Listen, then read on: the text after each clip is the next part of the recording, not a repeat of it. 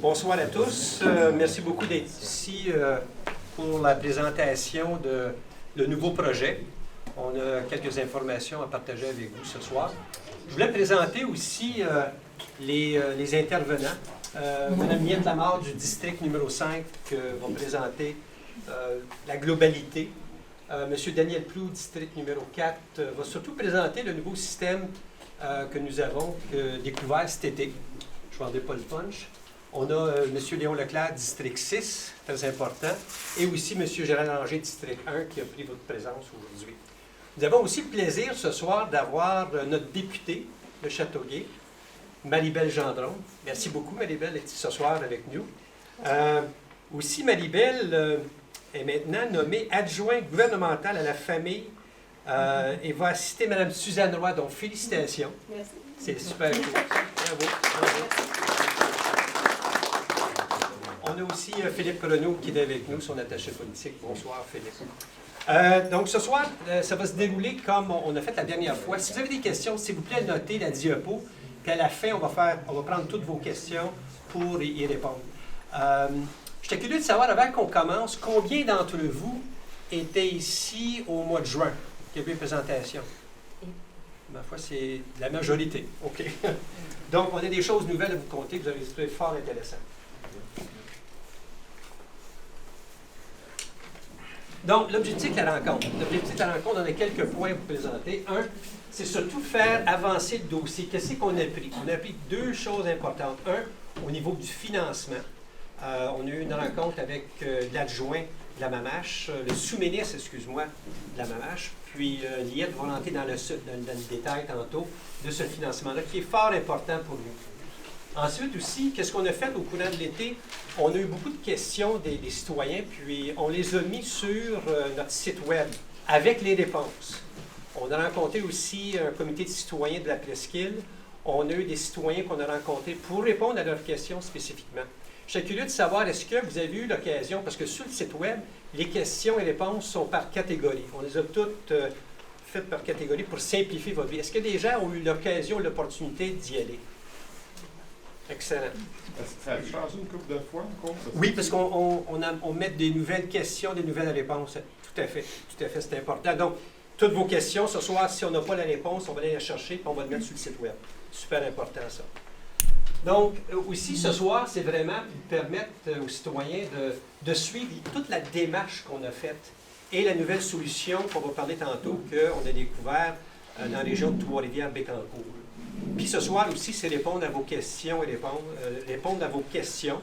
Et puis le tout, on va le faire avec respect et civilité. Donc, posez-nous n'importe quelle question, puis ça me fait un grand plaisir de vous répondre. Si on n'a pas les réponses, on va faire les suivis nécessaires. Ceci dit, je passe la parole à Liette.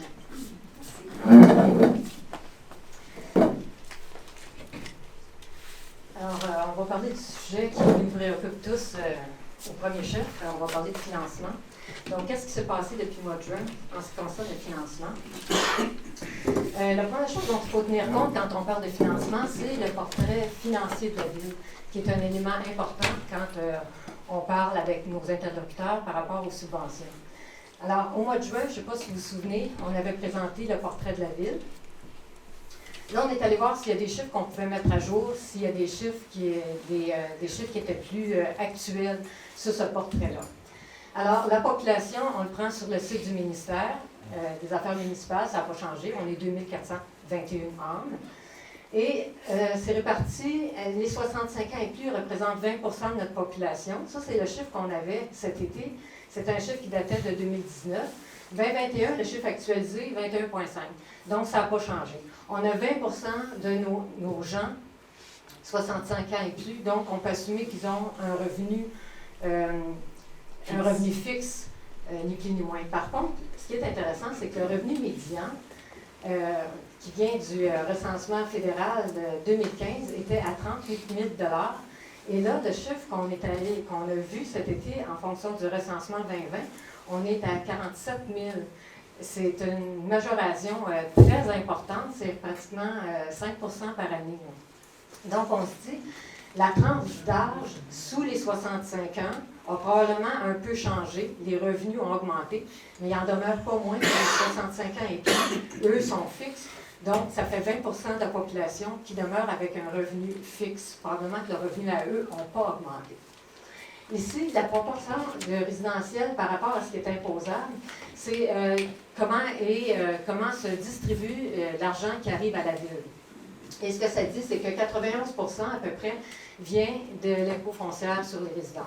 Parce qu'on n'a pas de parc industriel, on a peu d'agricole, on a très peu de commerce. Donc, quand il y a une facture qui arrive à l'hôtel de ville, bien, on se la sépare parmi tous les résidents. Les deux autres points, c'est intéressant, c'est par rapport à la charge fiscale. La charge fiscale foncière, donc la charge fiscale que la ville impose aux citoyens. Et ça, c'est des chiffres qui sont encore là, publics, qui sont sur le site du ministère, qui montrent que la charge fiscale moyenne par logement à l'IRI, c'est les chiffres 2019, était de 2 855 $. Bon, là, ça dit peut-être rien, mais ce qui est intéressant, c'est qu'on puisse comparer, et c'est ce que le site fait aussi, on peut se comparer avec les classes de population. Donc, les villages, les villes et villages qui ont entre 2 000 et 10 000 habitants, eux ont une charge fiscale moyenne par logement de à peu près 2 000 $. Et si on se compare avec une autre classe de population qui, à notre avis, est peut-être plus pertinente, parce qu'en étant à près de 2 000 habitants, bien, c'est peut-être plus la classe de 0 à 2 000 qui est intéressante pour nous. Bien là, on se retrouve avec une moyenne provinciale de 1 500 $. Et nous, on est à 2 800 $. Quand même une bonne marge. Et une autre façon de voir l'endettement, ou la charge, c'est l'endettement par 100 $ de richesse foncière. Et là, les chiffres 2019 montrent qu'on est à 2,24 $. Et la même chose, si on se compare avec nos populations comparables, bien, la première classe est à 1,83 et l'autre est à 1,15. Donc, on est pratiquement le double de notre classe de comparaison en ce qui concerne l'endettement par 100 $ de richesse foncière. Donc, c'est un portrait qui est, disons qu'on est endetté. C'est ce qu'il faut faire valoir aussi. Parce que quand on arrive pour parler du cadre de financement, bon, le cadre de financement au municipal, c'est très, très encadré. On est au public, on n'est pas au privé, on ne peut pas négocier comme on veut. Il faut vraiment que ça se fasse à l'intérieur de programmes de subvention très spécifiques, très encadrés. Et là, d'une part, les gens du ministère nous disent, vous savez, on n'est pas radin, on va vous donner le maximum de sous qu'on peut. Mais d'autre part, ils ne nous disent pas les cases à cocher ou comment présenter notre dossier pour avoir le maximum de cette subvention-là. Alors, c'est à nous de fouiller ça, c'est ce qu'on a fait. Et le programme, tout en étant encadré, se repose sur 3 critères principaux. Alors, le premier critère, c'est le nombre de portes qui est approuvé comme faisant partie du projet. Le second critère, c'est le coût maximum admissible pour chacune de ces portes-là. Le coût maximum admissible, ça n'a rien à voir avec notre coût de projet.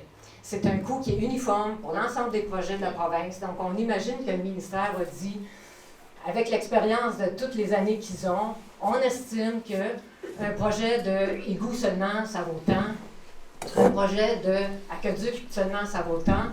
Puis un projet d'égout aqueduc, bien, ça vaut tant par porte. Donc là, le chiffre là, qui est présentement, c'est 72 000 $ par porte, qui est le coût maximum admissible. Donc, dans l'esprit du ministère, c'est ça que ça coûte un projet d'égout et d'aqueduc. Donc, on a le nombre de portes, on a le montant qu'ils veulent donner par porte. Puis le troisième critère, c'est le pourcentage qu'ils vont octroyer de subventions sur ce 72 000 $. Donc, le pourcentage, lui, varie entre 2 tiers, 66 % et 85 %. Donc, où on peut aller chercher plus de sous, c'est qu'il faut jouer sur ce pourcentage-là. Et le pourcentage, encore là, est encadré. Il y a différents critères, tout dépendant si c'est un nouveau projet ou un prolongement, ou tout dépendant du nombre de personnes concernées. Et là, la barre est mise à 6 500 de population. Nous, on est une ville de 2 400, puis il y en a seulement 1 000 qui sont touchés par le projet, donc on est avantagé de ce côté-là. Et il y a aussi le portrait financier de la ville. Alors, c'est pour ça que la diapo précédente, pour nous, elle est très importante, parce qu'il faut insister sur le fait que les RI, on n'est pas riche, pour aller chercher le maximum de subventions possible. Alors ça, c'est les 3 critères sur lesquels on peut jouer. Avec le programme actuel, si on regarde les critères, puis si on se dit, on devrait aller chercher 85 %, bien, ça veut dire qu'on pourrait aller chercher de 4 à 6 millions de plus, de plus que la subvention actuelle qui est à 20,3 millions. bien, c'est pas rien, c'est quand même 20 à 30 de plus que l'argent qu'on a déjà disponible sur la table. Donc ça, c'est intéressant. Par contre, on a eu beaucoup d'interactions avec le ministère de façon informelle. On n'a pas présenté de dossier formel jusqu'à maintenant parce que cet été, on nous a dit « Attendez, le programme en question de subvention, c'est le programme qui a été établi pour 2018-2023. Donc, il prend fait au 30 mars 2023. 31 mars. Donc, mais le 1er avril, il y en a un nouveau qui se met en place.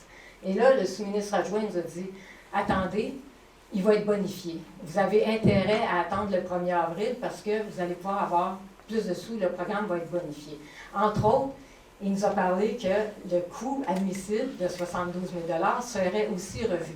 Parce que ce coût-là, c'est le même que dans la documentation, dans les échanges de correspondance qu'on a vus en 2015.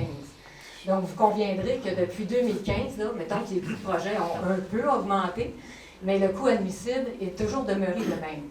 Donc là, ils nous ont dit que peut-être il serait temps qu'il soit révisé. Donc, on le prend au mot. On attend le 1er avril. Et aussi, il y a un fonctionnaire qui s'occupe de notre dossier, qui est là depuis le tout début avec l'IRI.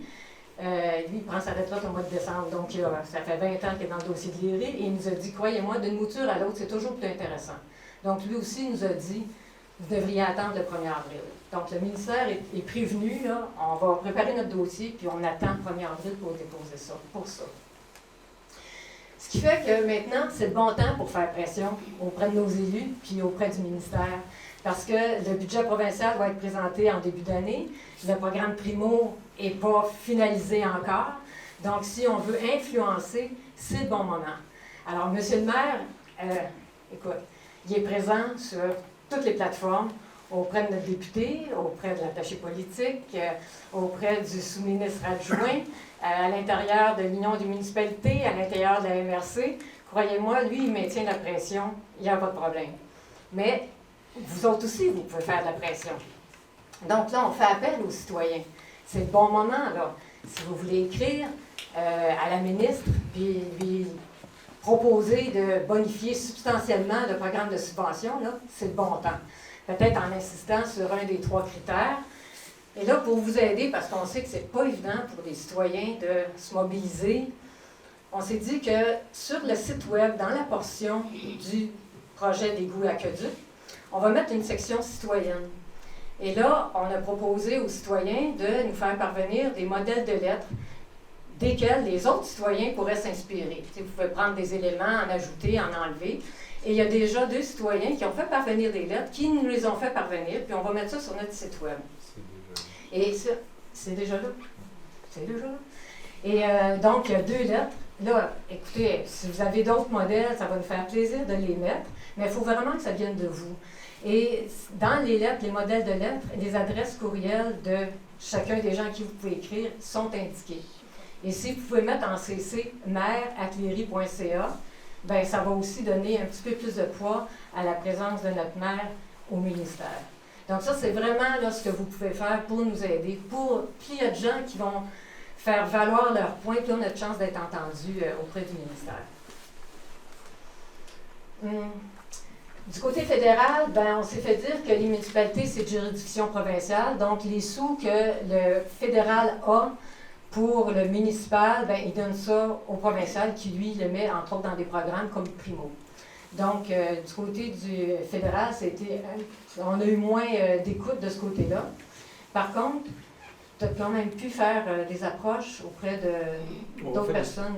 Au niveau du ministère de l'Environnement, on va faire des suivis.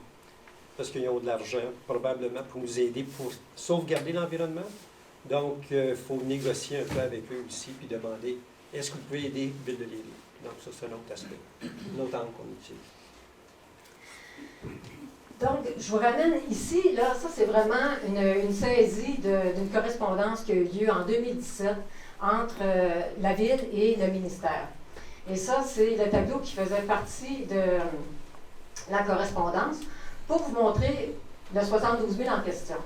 Donc, quand il est venu le temps de calculer la subvention, c'est comme ça qu'ils ont fait ça. Ils ont dit, OK, vous faites un projet d'égout aqueduc, 72 000 par résidence, on considère les 2 tiers, donc sur le 72 000, il reste aux citoyens un tiers à payer. Parce que nous, au ministère, on va payer les 2 tiers.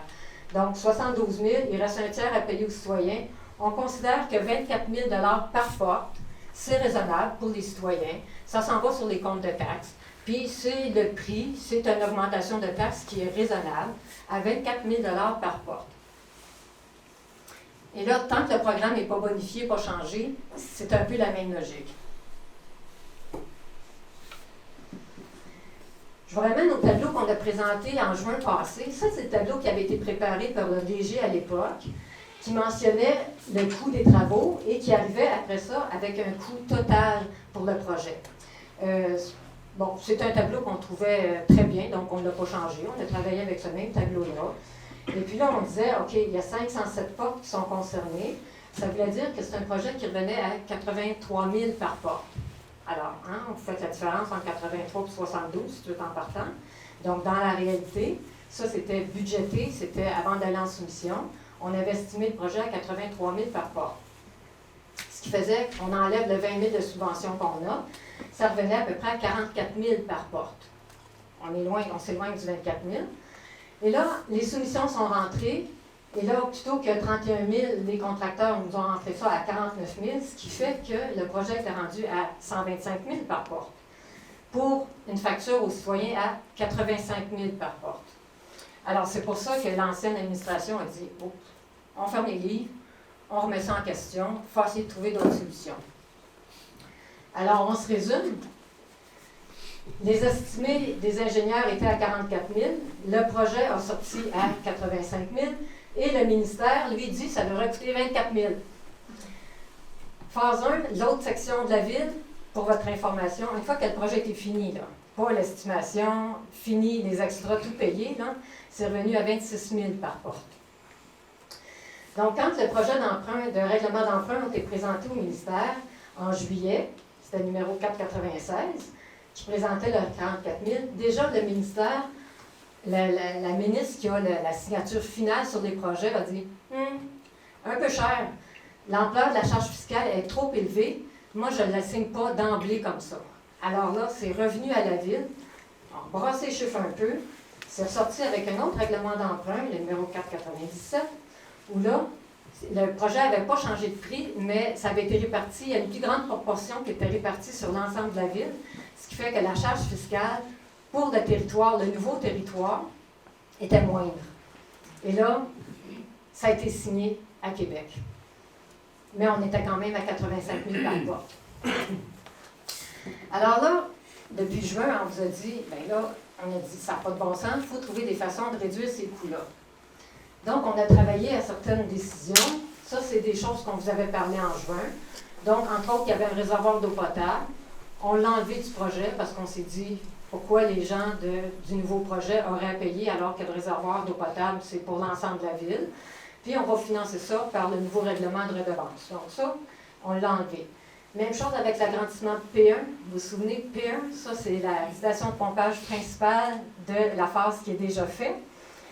Et quand le design a été fait de cette station de pompage-là, c'était fait pour recevoir les eaux de toute la ville. Or là, quand on était prêt à dire, OK, la deuxième partie de la ville s'en vient, ils nous ont dit, oh non, désolé, là, la première partie prend déjà tout l'espace. Fait que pourquoi on paierait pour rebâtir si c'est eux autres qui prennent toute la place? Donc, on l'a sorti. Ensuite, on a regardé la contribution des nouveaux quartiers.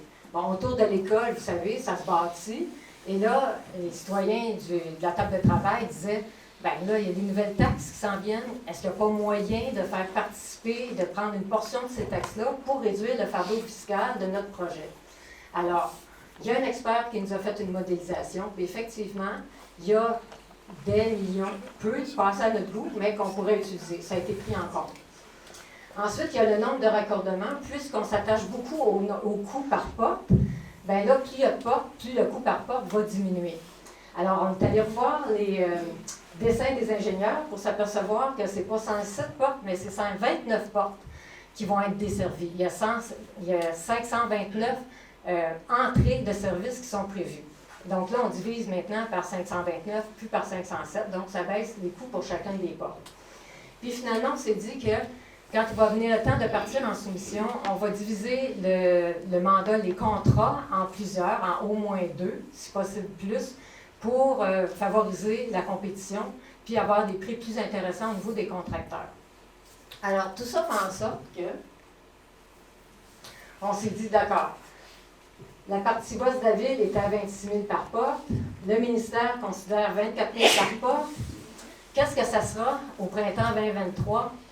On ne sait pas. On verra en fonction de la nouvelle mouture de la subvention. Alors là, votre boule de cristal est aussi bonne que la nôtre.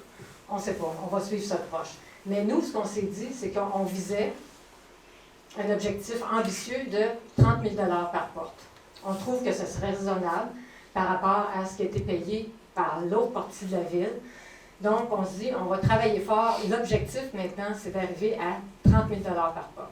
Donc, on va travailler aussi fort qu'on peut pour aller chercher des subventions, le maximum de pourcentage possible, puis réduire les coûts du projet pour arriver à 30 000 par porte. C'est notre objectif.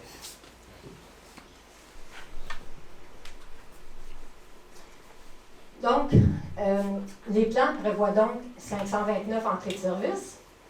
Et là, on s'est dit, pour être égal pour tout le monde, puis pour réduire le coût par porte au maximum, le Conseil a décidé de répartir le coût du projet avec une quote-part égale pour chacune des entrées de service. Donc, une entrée de service, une quote-part. Dans le but que ce soit d'éviter d'avantager les propriétaires de lots vacants, entre autres, ou encore les propriétaires de résidences secondaires. En faisant ça comme ça, c'est le même prix pour tout le monde, puis ça baisse le prix par porte pour tout le monde.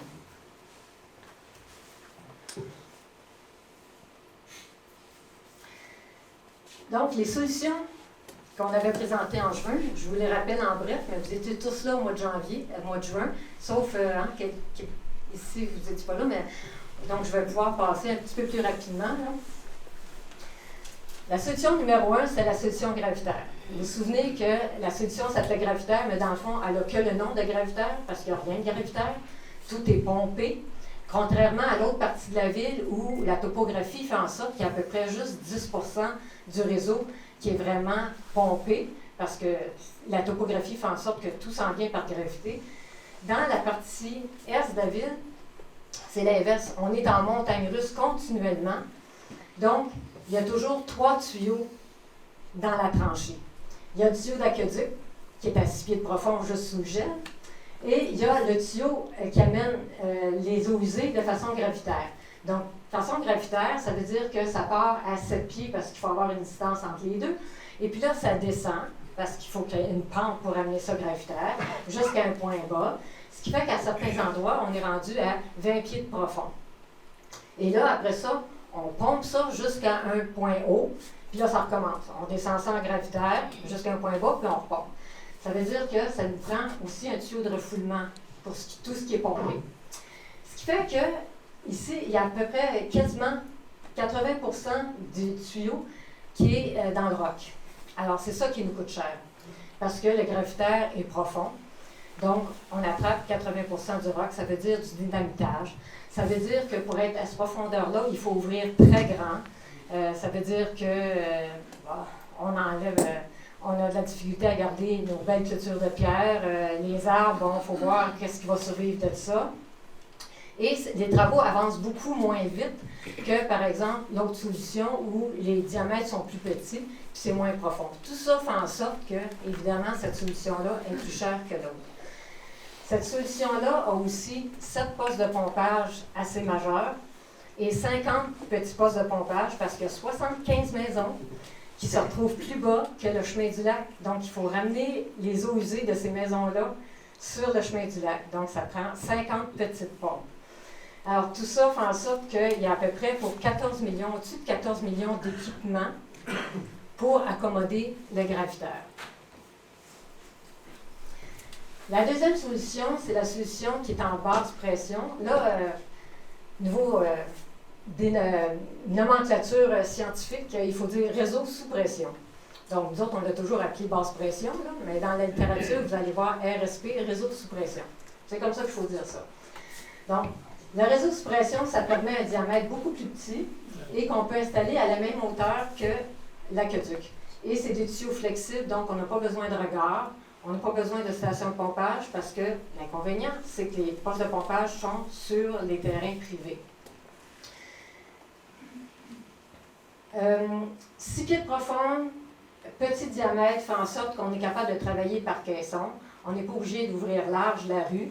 Donc, la construction se fait beaucoup plus rapidement et on est à peu près seulement 13% du temps dans le roc. Donc, on peut s'éviter pas mal tout le dynamitage. Tout ça fait en sorte, évidemment, que ça coûte moins cher. La différence entre les deux solutions, là, juste en termes de roc, là, on a pour pratiquement 5 millions.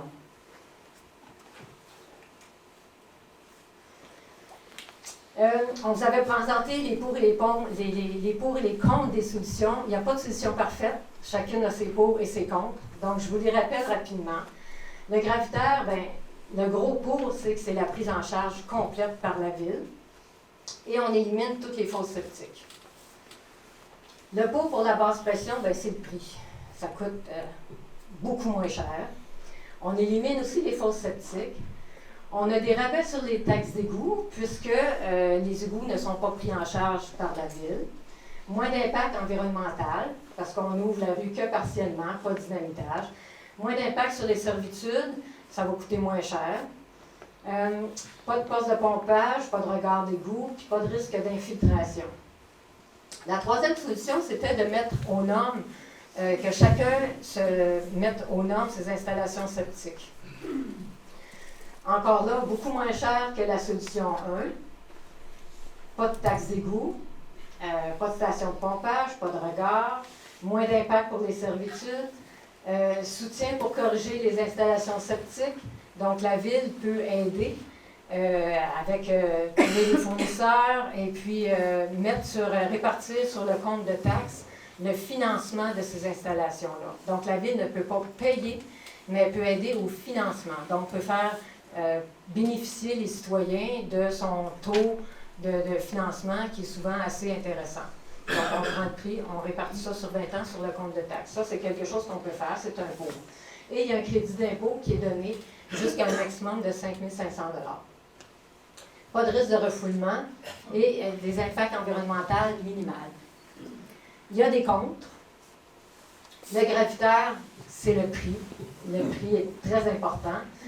Le prix à l'installation, mais aussi le prix du coût d'entretien qui va se refléter sur la taxe d'égout. Alors, le coût d'entretien, il faut se souvenir qu'il y a 7 postes de pompage principaux, puis qu'il y a 50 petits postes de pompage. Ça va prendre probablement une personne plein temps pour s'occuper de ça. Donc, c'est des coûts qui s'en vont directement sur la taxe d'égout des citoyens du nouveau territoire. Il peut y avoir un problème d'infiltration, on l'a vu. Dans la première phase, on l'a vu. C'est pour ça que P1 ne peut pas nous accepter.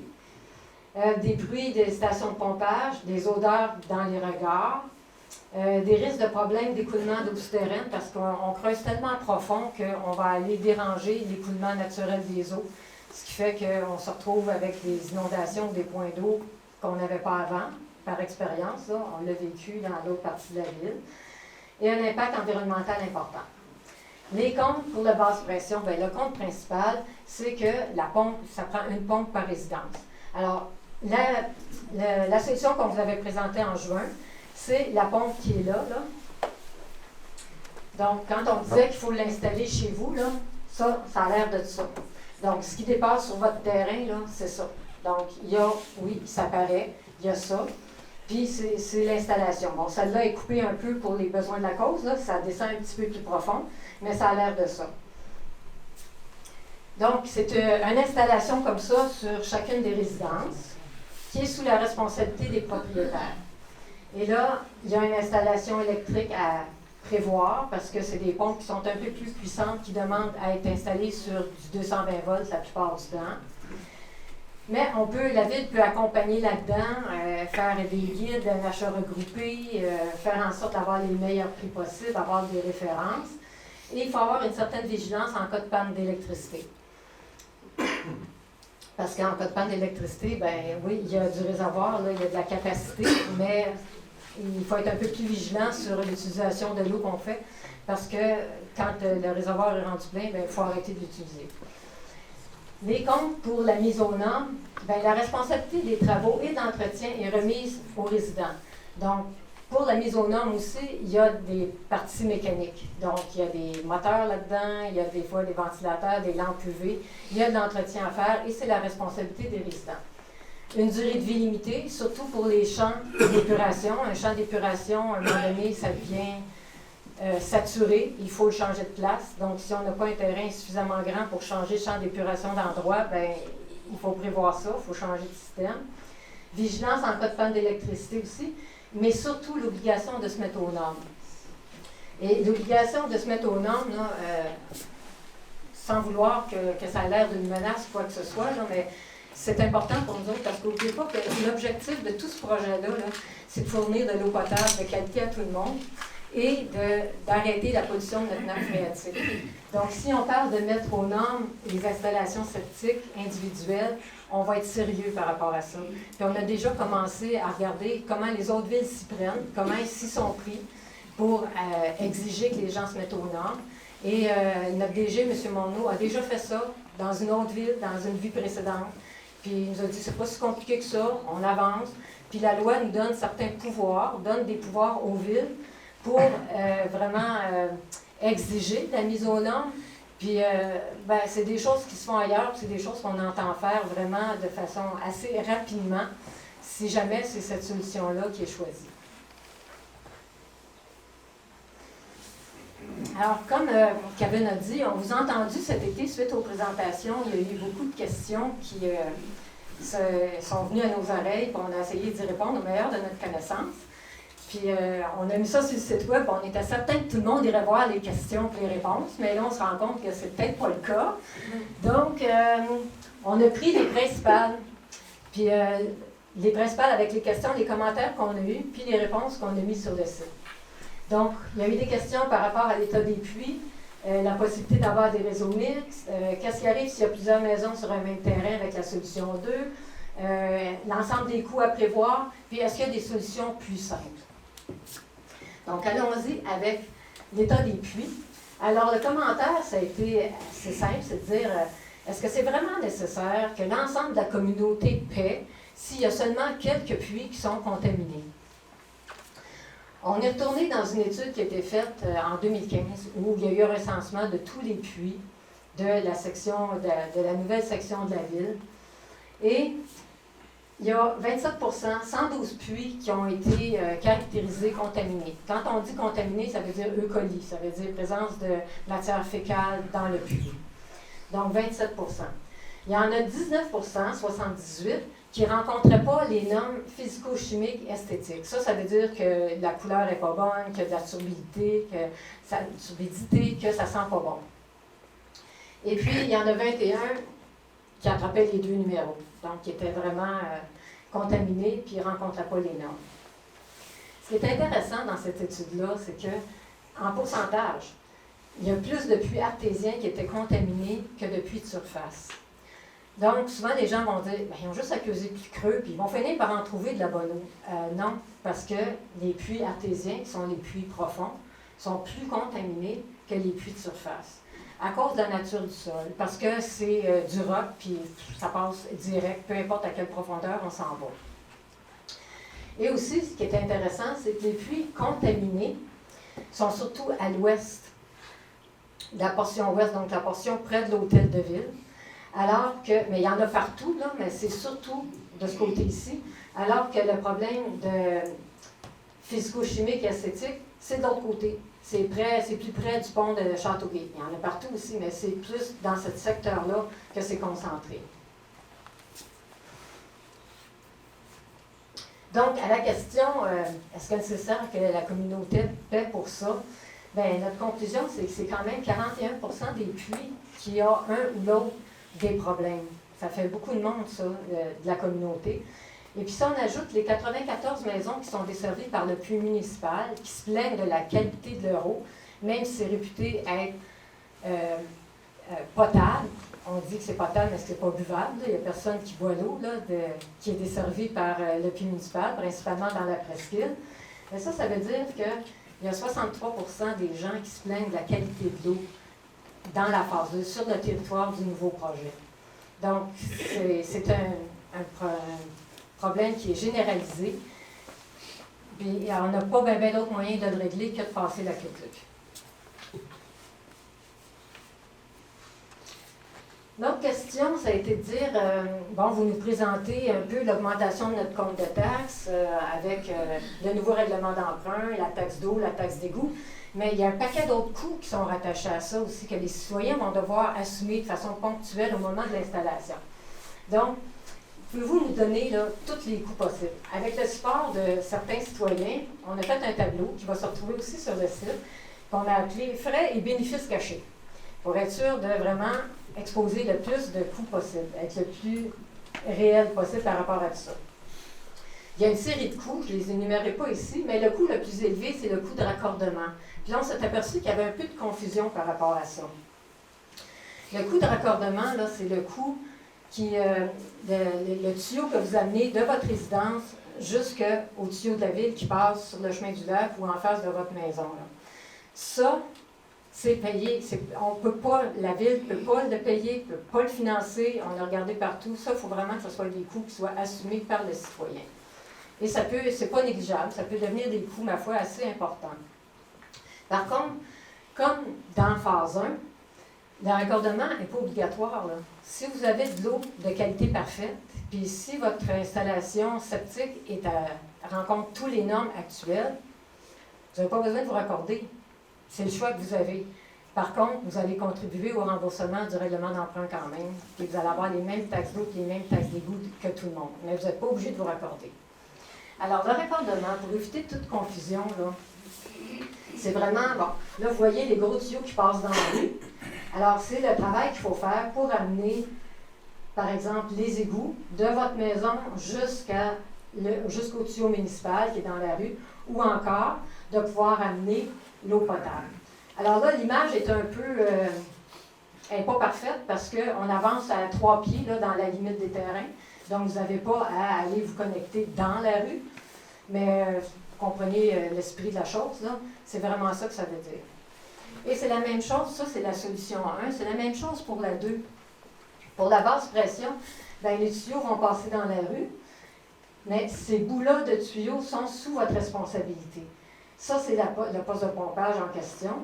Lui, on avait inclus le coût dans les comparaisons de compte de taxes parce qu'on voulait vraiment comparer des pommes avec des pommes. Mais ça ne fait pas partie du projet. Là. On va pouvoir le financer. Ça, c'est comme la même chose que vos installations septiques. On va pouvoir le financer sur votre compte de taxes. Mais cette portion-là, non. J'espère que c'est clair là, pour éviter toute confusion. C'est vraiment le tuyau à partir de la maison jusque le tuyau municipal. Celui-là, on ne peut pas vous aider. La chose qu'on peut faire, par contre, c'est d'essayer de vous donner une idée de prix. Donc, on est allé chercher des prix. Il y a des entrepreneurs qui nous ont dit, quand c'est du sol, là, quand c'est de la terre ou du sable, là, comptez à peu près 75 $ par pied linéaire, ça va faire le travail. Par contre, si vous êtes dans le roc, doublez ça. Donc, chacun a sa réalité. Vous savez combien de pieds linéaires que vous devez parcourir. Vous savez si vous avez du roc ou du sable. Donc, ça vous donne une idée un peu de ce que ça peut représenter. Mais c'est pas rien. Ça demeure que c'est des coûts importants.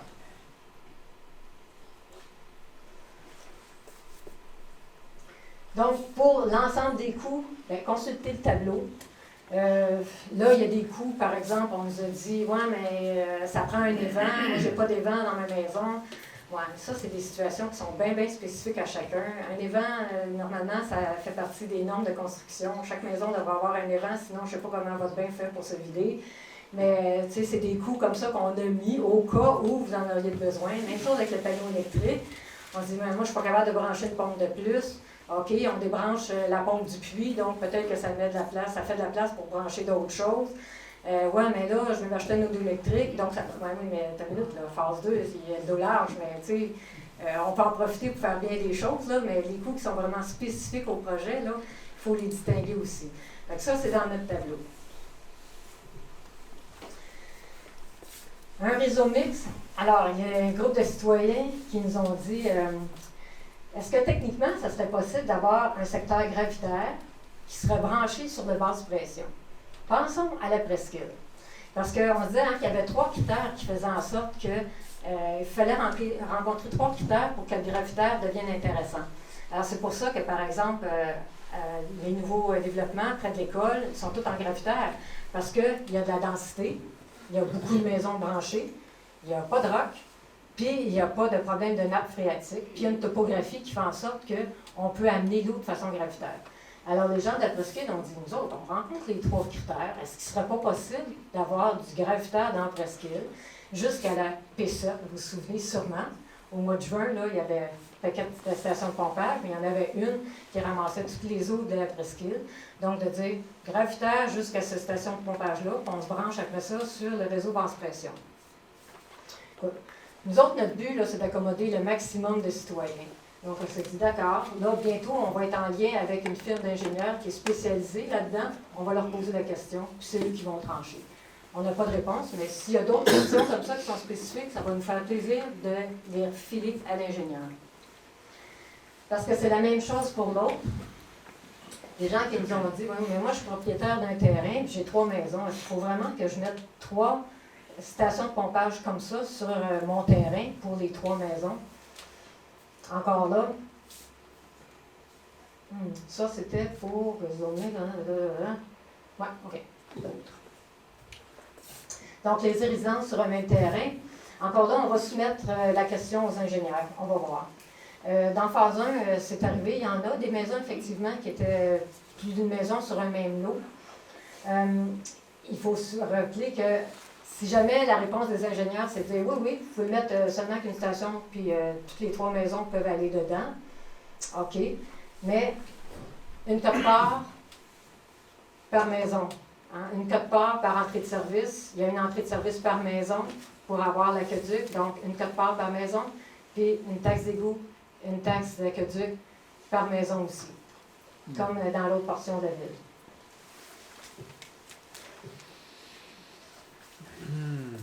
OK, la dernière question, c'est de dire, ça semblait bien complexe quand on a présenté ça au mois de juin, la solution 2, le réseau de suppression, parce que c'était nouveau. Nous, ça faisait un bout de temps qu'on jouait là-dedans, qu'on s'était informé sur différentes villes et tout ça.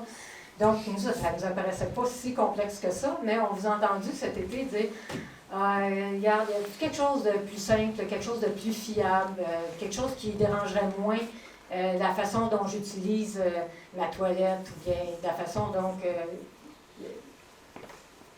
la façon dont j'évacue mes eaux usées de la maison.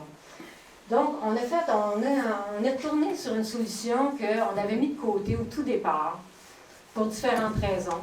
On est retourné visiter cette solution-là. On a fait le même travail qu'avec les pompes broyeuses. On a fait un inventaire des villes qui sont installées avec ce système-là, qu'on appelle un système basse pression avec pompe effluent. Et puis, on est arrivé à la conclusion que c'était pas mal intéressant, puis ça valait la peine de vous le présenter. Alors, je vais laisser à mon collègue Daniel de vous présenter cette solution-là.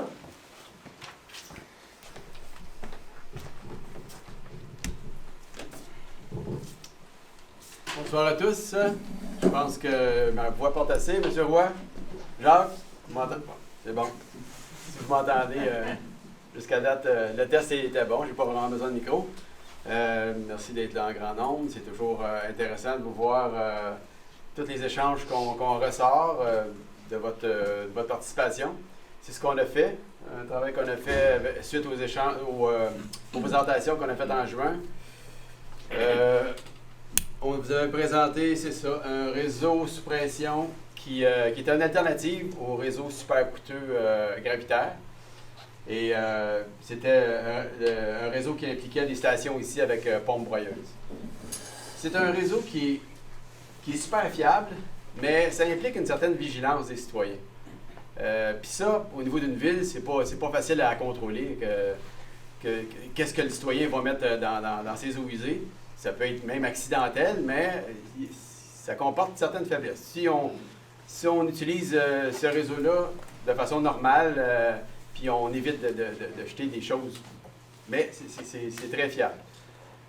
Étant donné que la ville ne peut quand même pas aller chez tout le monde pour vérifier ce qu'ils mettent dans leurs eaux usées, la ville ne pouvait pas vraiment L'inconvénient, c'est que ces systèmes-là, c'était sous la responsabilité des citoyens. Donc, si ça brisait, remplacement, réparation, entretien, c'était sous la responsabilité des citoyens. Puis, on vous a entendu un certain inconfort à ce niveau-là. C'est pour ça qu'on a cherché autre chose. Puis, comme Liette disait, ce qu'on a trouvé, c'est la solution d'un réseau sous pression avec pompe d'effluent. C'est quoi? Ben, c'est une fosse septique modifiée. La pompe est installée dans un compartiment liquide d'une station étanche, un réservoir étanche. Les dimensions de ce réservoir-là, c'est 5 pieds par 9 pieds de long par 6 pieds de haut. Puis, ce qui est apparent sur un terrain, c'est seulement 2 couvercles. Les avantages, ça, on connaissait un petit peu l'existence, on la connaissait avant. Mais à l'instant où on a vu qu'il y avait une fosse septique, on s'en est moins intéressé. Mais suite à vos commentaires, comme on a vu que vos inquiétudes par rapport à l'entretien des pompes et tout ça, on est allé un petit peu plus loin dans ce système-là, puis on a découvert que, avec tous les avantages que ce système a, il peut être pris entièrement en charge par la ville. Donc, ça vous enlève la responsabilité de l'entretien puis de la réparation qui est impliquée à ça.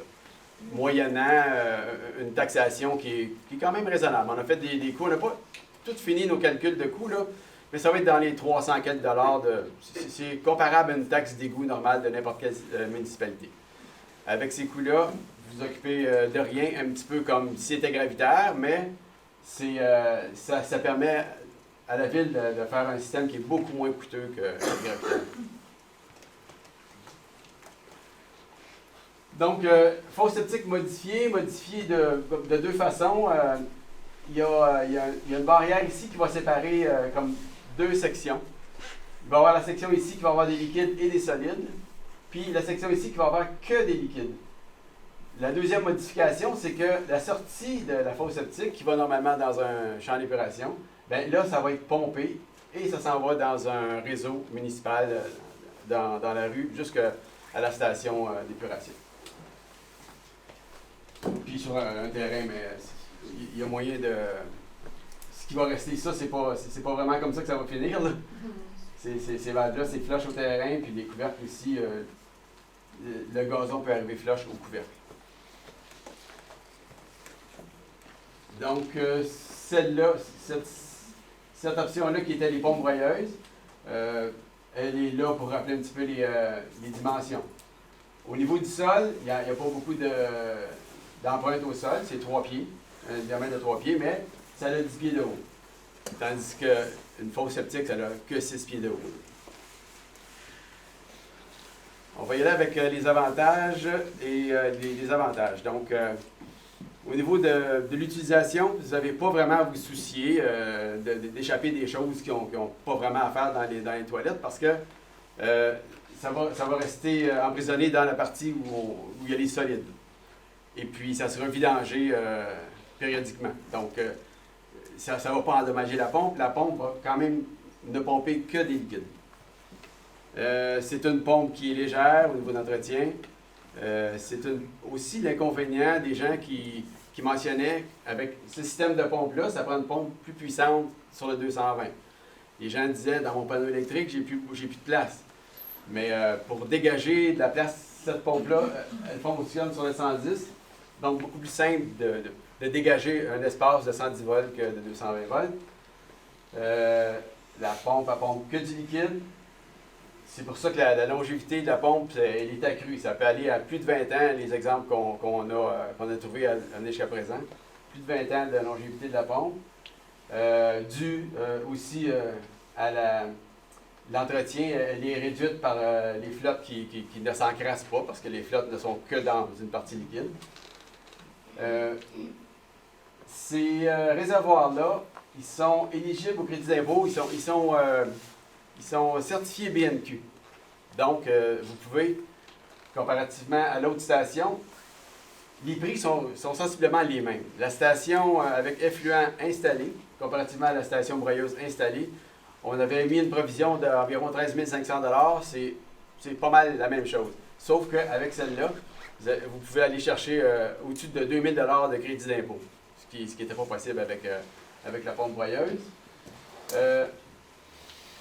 La fameuse crainte de panne de courant. Qu'est-ce qu'on fait en fait de panne de courant? La réserve de ce système-là, elle était moindre. Il disait qu'on pouvait aller jusqu'à 24 heures, mais avec pompe d'effluent, on peut aller jusqu'à 48 heures. Puis même ça, c'est sans faire attention. Là. Si on fait attention, on peut se rendre jusqu'à 3 jours facile. Puis si jamais vous avez une panne d'électricité de plus de 2-3 jours, pour rétablir votre fameux 2-3 jours, ça vous prend une petite génératrice, là, gros comme une boîte à outils. Là, parce que les pompes c'est juste des petites pompes 110 volts.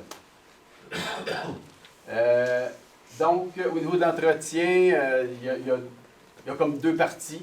Il y a la vidange des solides et le fameux entretien de la pompe.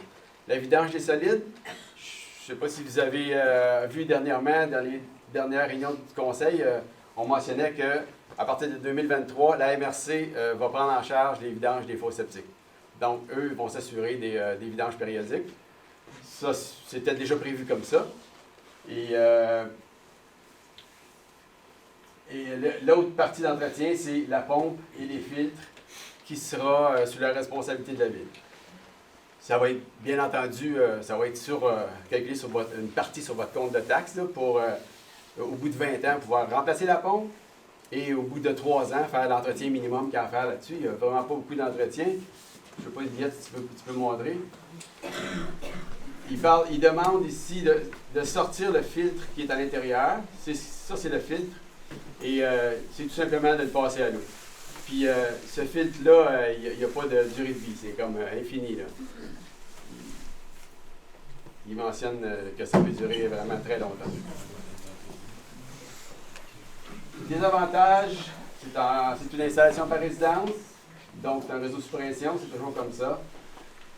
Les fosses septiques, on ne peut pas garder les mêmes parce qu'il faut vraiment qu'elles soient modifiées pour séparer les liquides, qu'il y ait un endroit pour mettre la pompe, et aussi que tout ce système-là soit approuvé BNQ, si vous voulez avoir la subvention.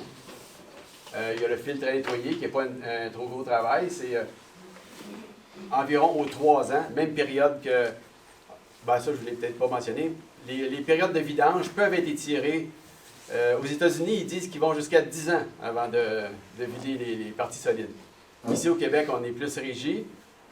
Pour l'instant, on peut aller à 3 ans, mais rien n'empêche que dans l'avenir, ça peut être les périodes de vidange peuvent être plus allongées que ça. Donc, en même temps qu'on vidange, on nettoie le filtre. C'est l'inconvénient, le nettoyage du filtre. Taxe d'égout plus élevée qu'avec ce système-là, bien entendu, parce que l'entretien va se faire par la ville, mais ça reste à l'intérieur d'un barème tout à fait équivalent à n'importe quelle ville, des taxes d'égout de n'importe quelle ville. Puis l'entretien de la pompe, ça c'est, en fait, avec l'idée, il manque les coûts, c'est ça, il manque les coûts associés à ça, mais les gros chiffres présentement qu'on a, ça reste dans un barème de coûts, comme je vous ai dit, là, sur vos taxes, qui ont été raisonnables. C'est ce qu'on a trouvé comme nouvelle solution. Donc, ça va être entre vos mains. Merci, Daniel.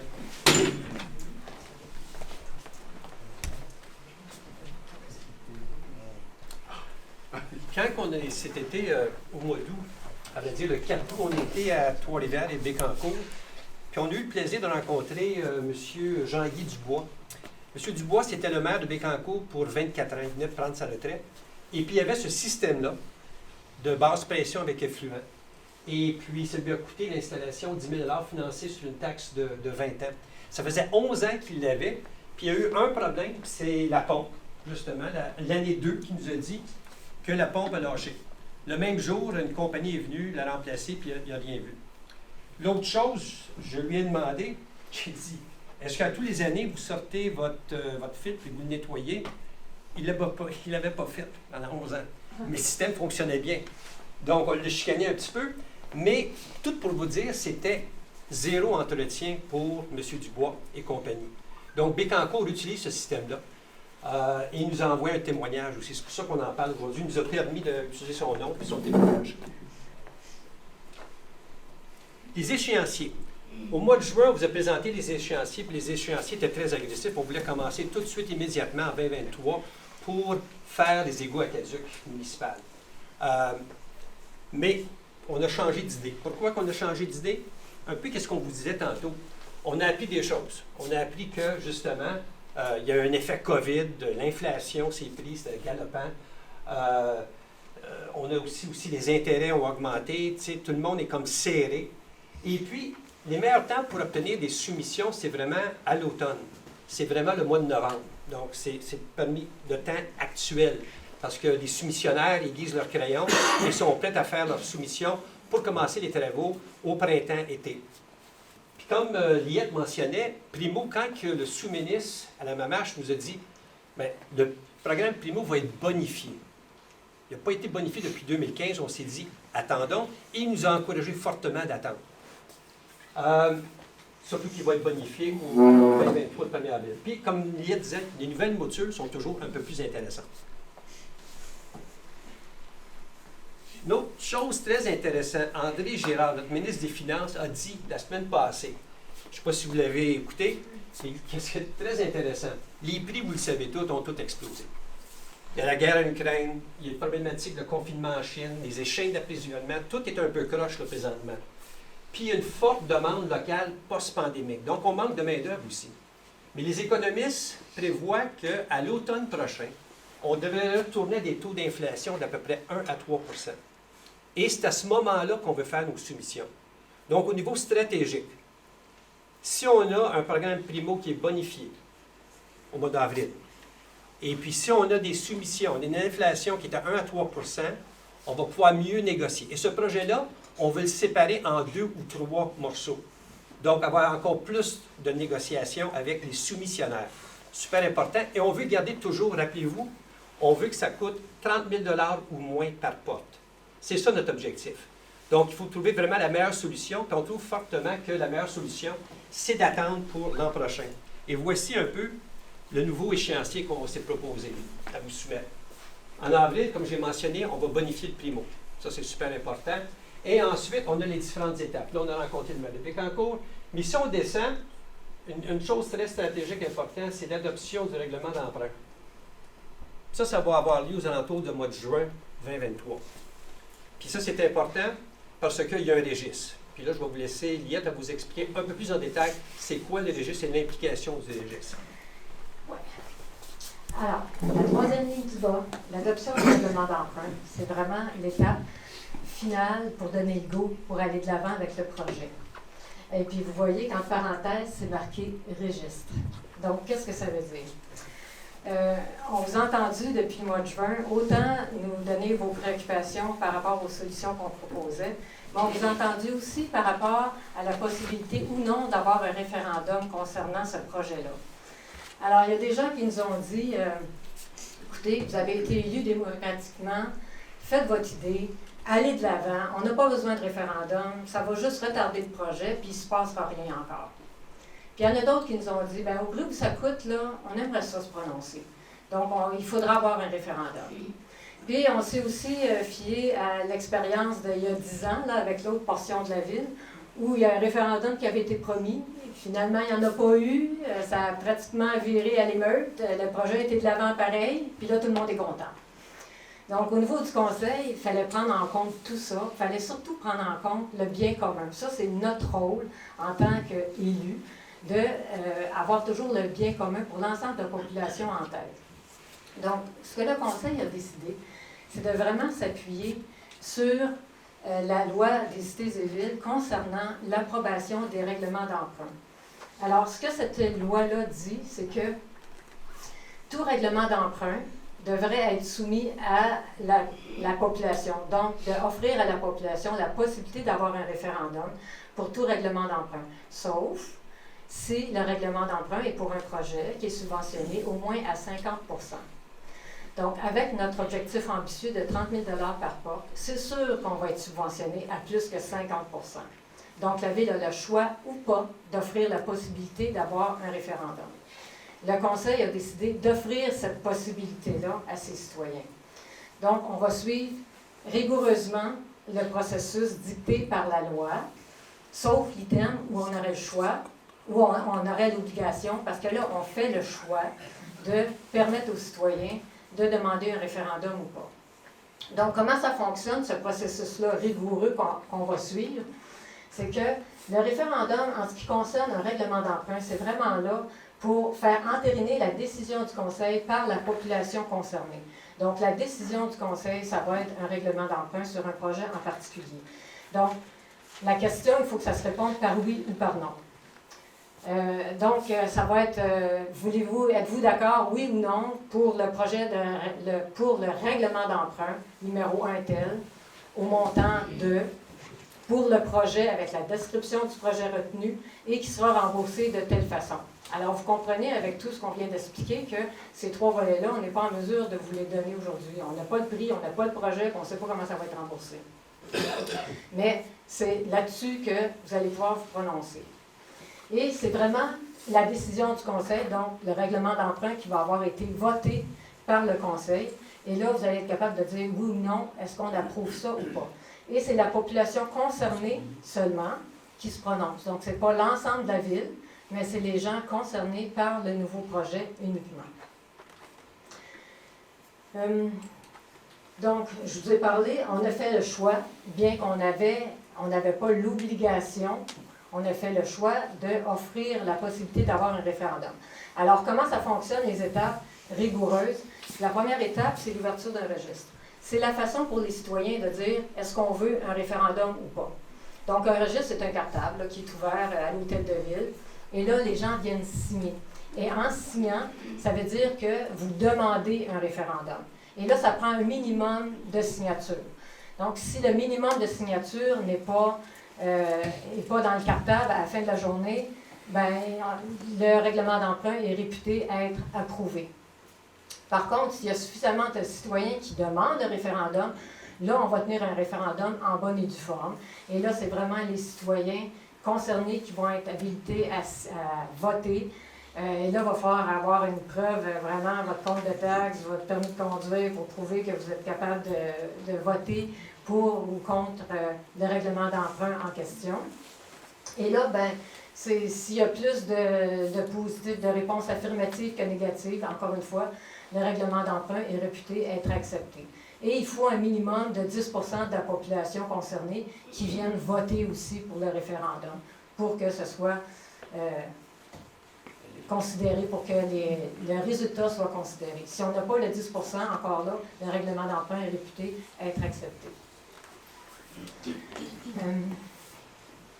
Donc, on trouvait que c'était un bon compromis parce que les conseillers, le conseil de ville garde la responsabilité du bien commun en proposant un règlement d'emprunt pour le bien de l'ensemble de la population, puis en même temps, bien, individuellement, vous allez être capable de demander ou pas un référendum, puis de vous prononcer ou pas s'il y a lieu par la suite. Il y a un coût rattaché à ça, c'est à peu près 20 000 $. Nous, ça ne nous importune pas comme coût, c'est le coût de la démocratie et on va assumer ça avec la population qui est concernée aussi. Donc, en venant signer, ça veut dire que quand vous demandez un référendum, vous êtes conscient qu'il va y avoir une facture qui va venir avec. C'est normal, c'est de l'organisation, c'est une organisation rigoureuse qui a un coût minimum. Alors voilà, ça c'était la décision du Conseil. Ça met fin à notre présentation. Donc, vous avez sûrement des questions, des interrogations, des commentaires. Alors, on vous laisse la parole. Je vous demanderais seulement de vous présenter puis indiquer votre adresse civique, s'il vous plaît. Question? Oui, monsieur? Daniel Doraille, 750 Chemin du Lac. Oui. Vous nous avez présenté 3 solutions au début, puis à la fin, une 4e solution. Oui. Vous n'avez pas peur qu'en faisant un référendum, sachant qu'il y a 4 solutions, puis que vous en présentez une, que même si 45 % des gens sont d'accord, qu'il y ait 55 % des gens qui soient dans les 3 autres solutions, que ça fasse tomber votre référendum? Le référendum est basé sur le règlement d'emprunt. Donc, oui, le règlement d'emprunt, ça va être une solution. Les 3 autres vont faire tomber votre référendum? Il y en a 3 solutions, il n'y en a pas 4. Oui, c'est ça. Moi, j'en vois 4. Ben, en fait, c'est la même solution. Hein. C'est le réseau basse pression. Avec 3-4, effluent.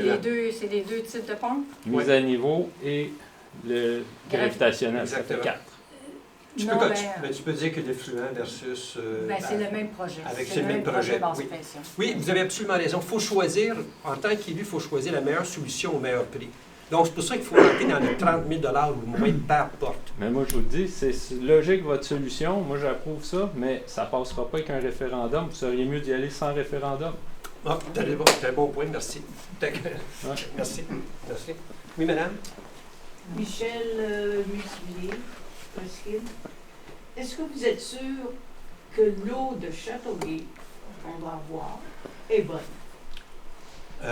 Les gens de phase 1 nous disent que oui, elle est bonne. Les gens de Châteauguay ici. N'oubliez pas, Châteauguay aussi fournit de l'eau à Mercier, Saint-Isidore, Sainte-Martine. Je n'ai pas entendu plainte de ces gens-là. Mais l'été, il manque d'eau, ils n'en ont pas. Ben, nous, on n'a pas eu cette problématique-là ici à Léry avec les gens de phase 1 qui sont desservis présentement et les gens de Place du Marquis, à moins que quelqu'un ait eu des problèmes d'eau de phase 1. Je pense qu'il y a des gens de phase 1 ici. L'année passée, ça fait une couple d'années qu'ils arrêtent pour arrêter d'utiliser l'eau. Ah ben oui, pour arroser à certains moments donnés. Évidemment, surtout. C'est Châteauguay qui vont plus fournir. Ouais. Au moment qu'on se parle, les années à venir, Châteauguay ne pourra plus fournir. Ça, Châteauguay a peut-être une problématique, mais il travaille là-dessus avec le gouvernement pour avoir plus d'eau.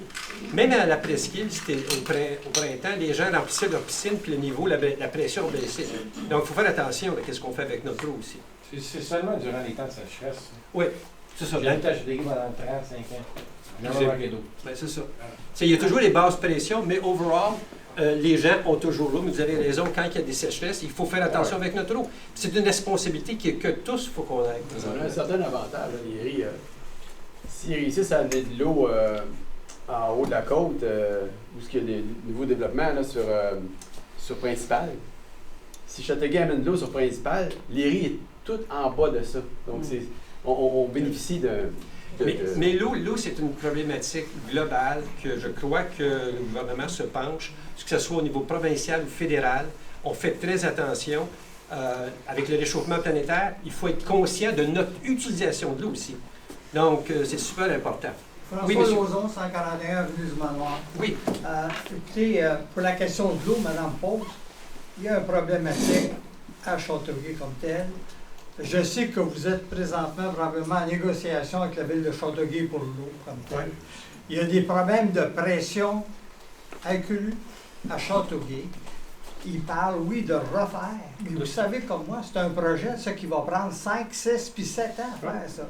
Redessiner tout ça. Fait qu'il faut s'entendre à avoir des problèmes de ça. Vous avez des maisons l'autre bord qui sont là, qui se bâtissent. Tout ce qui se développe, bien, à un moment donné, il va pouvoir prendre une décision là-dessus. C'est pour ça qu'il va falloir avoir une idée concertée. Puis je sais que Châteauguay travaille avec Ville-Mercier et les autres villes. Ils travaillent étroitement ensemble. L'autre question Oui. aussi. Monsieur, moi aussi, j'en voyais 4, parce que vous me dites... Oui. Tu sais, on peut appeler ça, vous jumelez les deux ensemble, mais pour moi, c'est un autre projet. Tout à fait. Qui est distinct de la broyeuse, qu'on voit là comme tel. Quand vous allez décider de quel projet vous voulez avancer, vous allez faire une autre assemblée pour dire au monde exactement sur quoi vous vous basez pour avoir un règlement d'emprunt. Oui. Ça ne sera pas possible de louer une salle ou d'aller au club de golf à ce moment-là de l'année, puis d'avoir une assemblée avec tout le monde, plutôt d'être séparés comme des groupes. On pourrait considérer à faire ça, ou parce que l'affaire, c'est qu'on a eu beaucoup de commentaires des gens au mois de juin qui appréciaient parce qu'il n'y avait pas une journée. Donc, il y a des gens qui disaient, j'aime ça plusieurs journées, j'ai le choix d'aller à une conférence ou plusieurs. Certains d'entre vous sont venus ici déjà 2 fois. Et au mois de juin, certains ont été là 3 fois sur 6. Ouais, donc, je crois que... en tant que citoyen, j'attends pas les mêmes réponses ici que j'attendais à un autre. Comprenez-vous? Ça, c'est une logistique. C'est le fun quand tout le monde est ensemble. On peut décider ensemble. Oui, mais ensemble. est-ce que tout le monde est disponible à une certaine date? C'est pas idéal non plus, M. Lauzon. Il y a des choix à faire. Moi, j'ai décidé avec le comité que le plus de choix qu'on donne aux citoyens de venir et nous entendre, encore mieux. Et si on peut le faire plus souvent, je le ferai plus souvent. Mais le choix a aussi été fait parce qu'à par petits groupes, on peut interagir beaucoup mieux. Quand Oui. on a une salle avec 300 personnes, Parce qu'en juin, on a quand même eu 240 participants. Là. Ouais. Une salle avec 240 participants, là, on ne peut pas interagir comme ça. On ne peut pas avoir les commentaires, on peut pas. Donc, c'est un choix qu'on a fait. Oui, Il y a des avantages et des inconvénients à chacune des formules, mais c'est le choix que le Conseil a fait. tout à fait. Je voudrais revenir sur l'eau, la capacité d'eau de Châteauguay. Là. Il y a une couple d'années, il y a eu un réservoir. La ville de Derry a contesté le fait de payer un réservoir que Châteauguay mettait en place pour pouvoir nous fournir. Et il y a eu un jugement où là, le jugement est très clair en disant Châteauguay a les capacités de. Donc, le règlement, le jugement était très clair, puis ça date d'une couple d'années. Donc, il faut se fier à ça aussi. Mais n'oubliez pas qu'il y a un réservoir, là. Il y a un réservoir d'eau potable là, qui était prévu. Il n'est pas remis au calendrier grec. Là. On va le faire. Là. On en a besoin justement pour maintenir la pression dans les temps de sécheresse et tout ça. Donc ça, c'est un autre projet qui est en parallèle. Ça ne fait pas partie du projet d'égout aqueduc, mais il n'est pas oublié pour autant, ce réservoir-là. Puis ça devrait permettre de régler pas mal de problèmes parce que le réservoir se remplit la nuit, puis après ça, le jour, bien, on a la capacité, puis on a la pression qu'on a besoin. Merci. Oui, madame. Lise Régent, Oui. 288, chemin du lac Saint-Louis. Moi, c'est une question que j'ai déjà posée, mais que je n'ai pas eu de réponse, donc je la repose. J'ai un chalet, moi. Qu'est-ce qui va arriver avec cette nouvelle pompe-là? Vous avez parlé de génératrice, j'en ai pas de génératrice.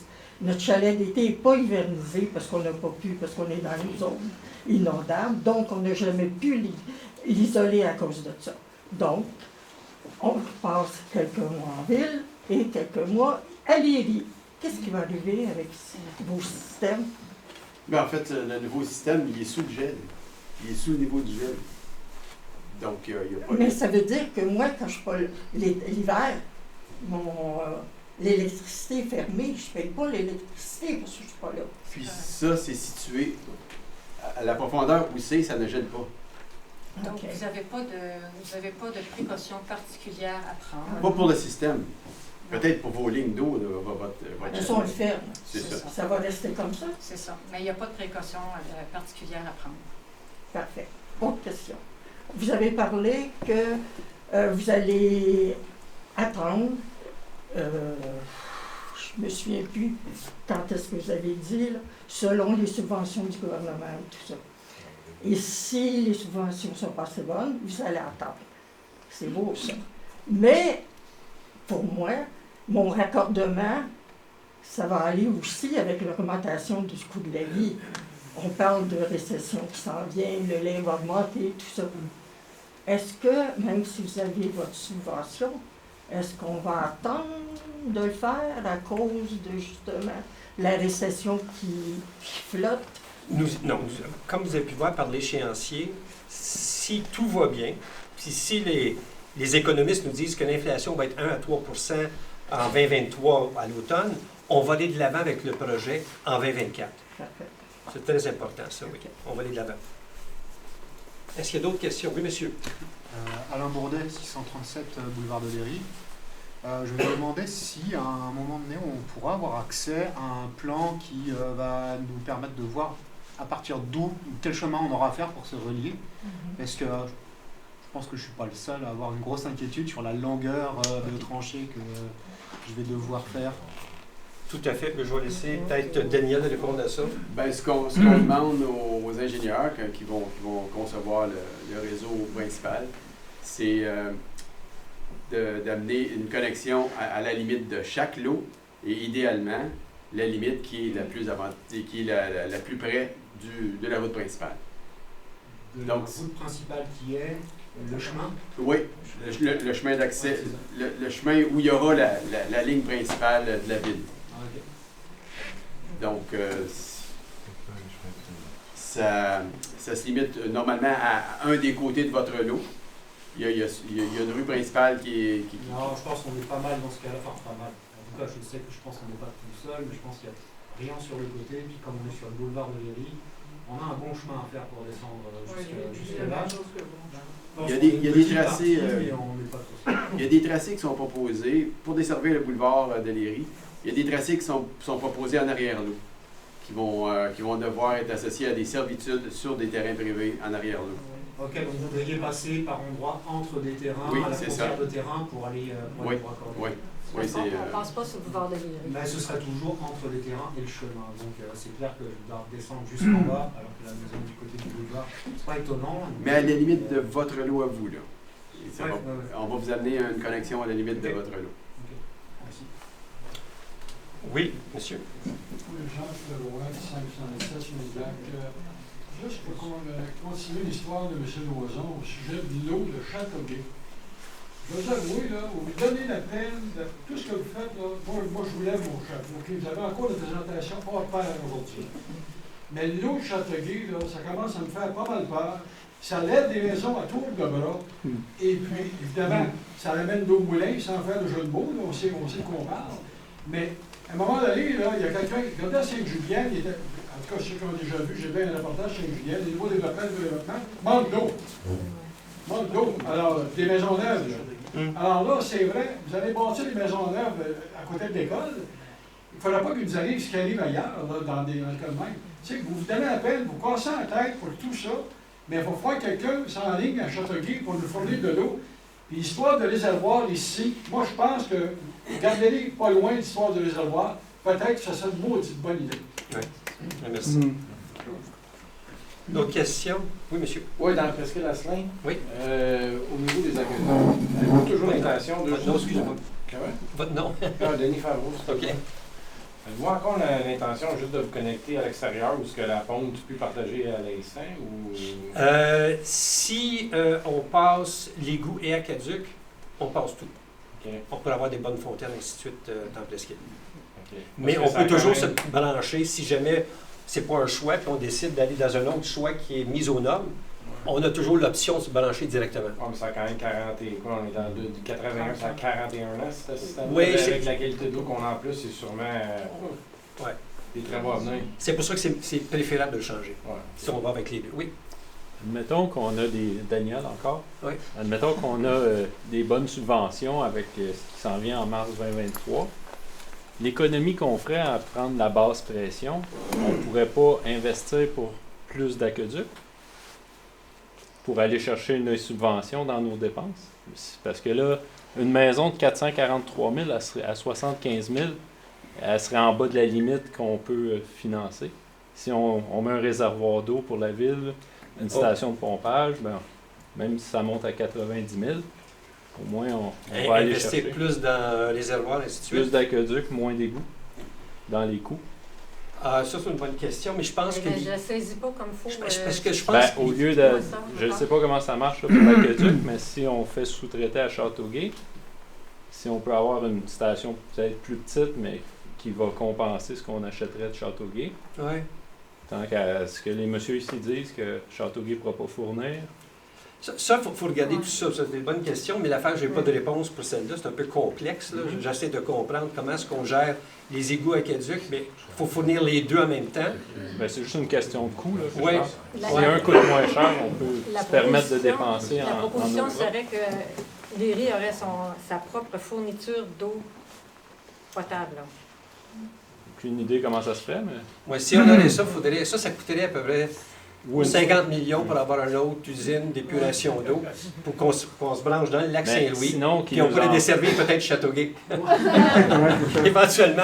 Donc, je vais en parler avec les politiciens. Mais juste un réservoir sans faire l'épuration d'eau, juste la stocker proche, avoir de la pression, Ouais. puis que quand ça va bien, on remplit notre réservoir, quand ça va moins bien, on a une réserve. La même chose qu'une fosse septique petite, elle nous donne plus de temps en cas de panne de courant.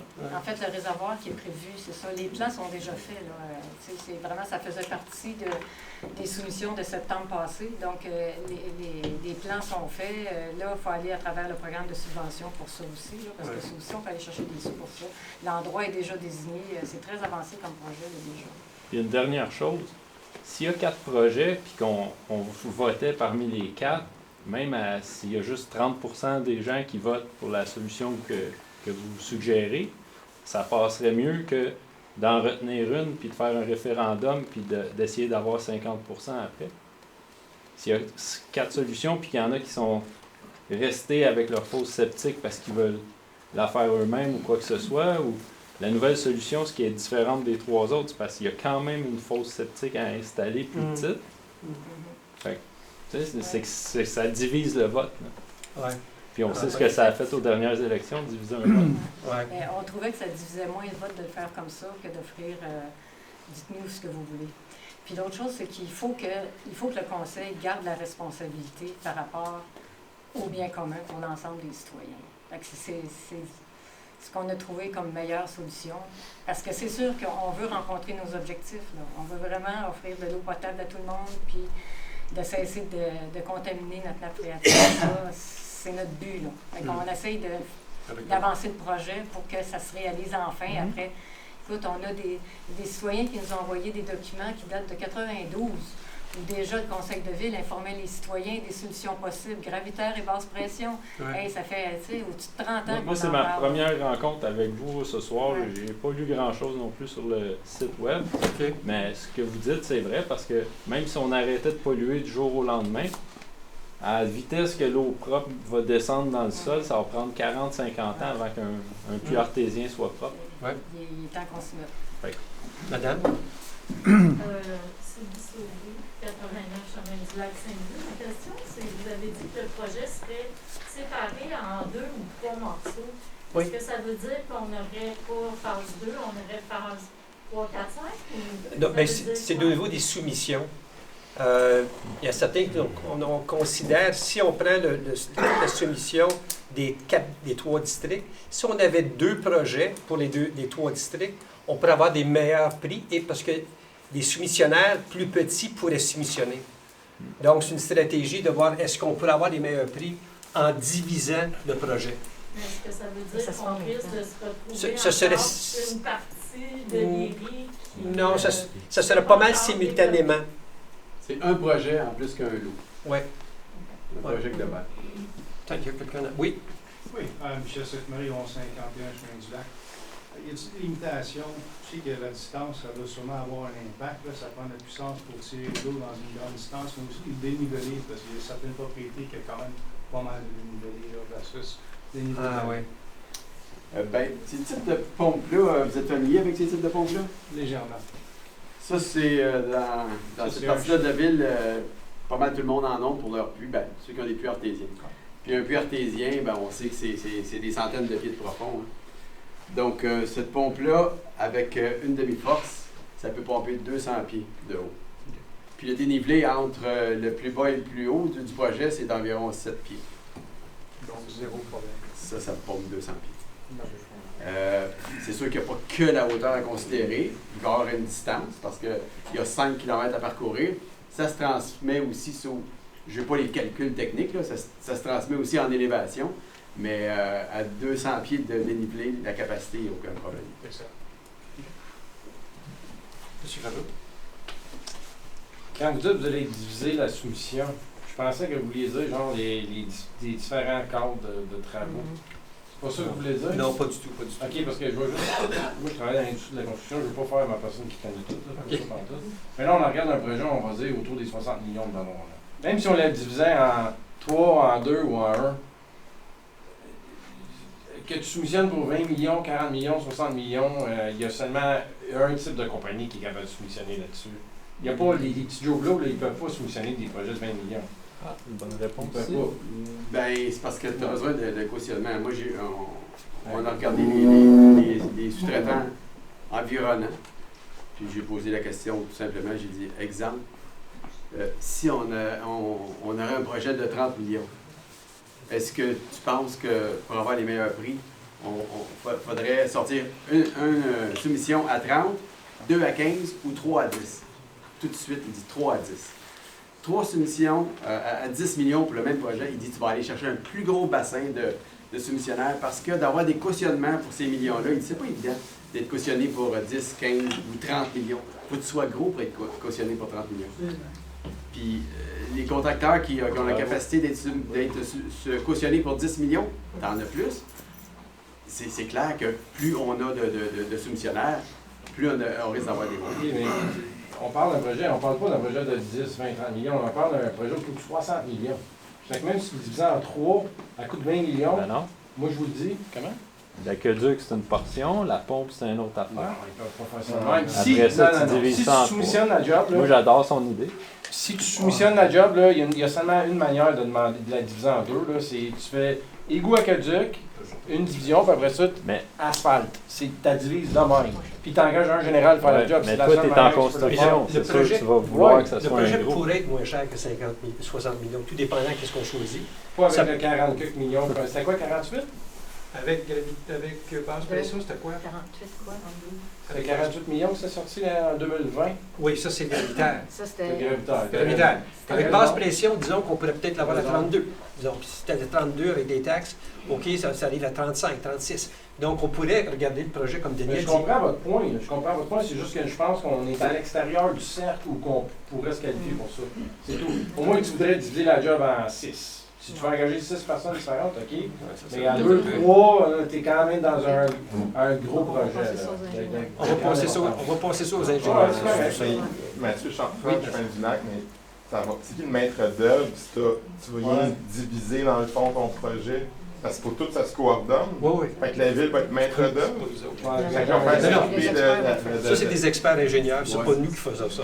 J'ai une certaine expérience dans le milieu municipal. Moi, ce que je vous dis, c'est qu'on deviendrait maître d'œuvre, on serait responsable de la santé et sécurité. Il faudrait vérifier tout ça si on le faisait de cette façon-là.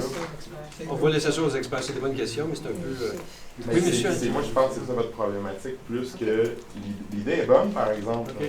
Mais on va tenir, je prends mes notes. Oui, monsieur en arrière, oui. Rémi Tremblay, 422 boulevard Lévis. Oui. J'habite sur un petit lot où il y a peut-être 7 ou 8 maisons sur un chemin qui n'est pas desservi par n'est pas entretenu par la ville. C'est un terrain, un chemin privé sur lequel il y a le passage. Mais si j'ai compris ce que vous avez répondu tout à l'heure, c'est que chaque lot va quand même être servi par les aqueducs. Oui. C'est bien ça? Oui. D'accord. Oui. Madame? Chantal, 515 au chemin de Montigny. Avec cette option-là, j'ai compris qu'il fallait changer aussi pas les aqueducs, la fosse septique. Oui. Donc, la fosse septique, c'est au coût de la ville ou au coût du citoyen? Daniel? C'est individuel, c'est une fosse. C'est Pour payer la fosse septique ou c'est inclus avec le montant des taxes qui va être majoré? La fosse septique, ben, le système complet qui comprend la pompe, on peut l'appeler la station avec pompe d'effluent, elle fera partie du projet à raison de, on finance les gens à 13 500 $. Ça sera mis sur une durée X. Une année. Oui, une vingtaine d'années. Donc, on n'a pas de coût supplémentaire pour enlever notre fosse septique et la changer Non, pour, non, c'est... pour recueillir seulement. C'est inclus. oui. Le seul coût supplémentaire, c'est le raccordement de la fosse septique à la rue. Ouais. Donc, ça fait partie. Pas nécessairement. Hein, Daniel, tout enlever la fosse septique, mettre celle-là, c'est un 13 500. Oui. Et ça, c'est C'est le tout ça. coût, c'est le coût qui se reflète ici, là, qu'on avait mis sur le compte de taxes, en considérant que c'est financé sur 20 ans sur le compte de taxes. Il faut la mettre à la même place. Oui, c'est ça. Préférablement, oui, parce que votre sortie de la maison est là. Ouais. Et en plus, il y a un crédit d'impôt.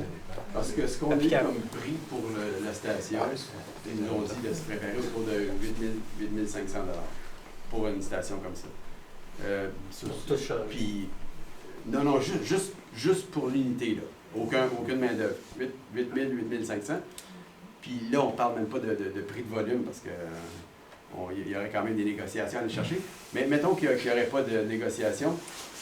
On calcule 5 000 $, donc 13 500 moins 8 500. Vous auriez 5 000 $ pour la changer, la brancher à votre tuyau existant et brancher l'électricité. Ça, c'est la ville qui prend charge de l'installation ou c'est le résident? C'est les résidents.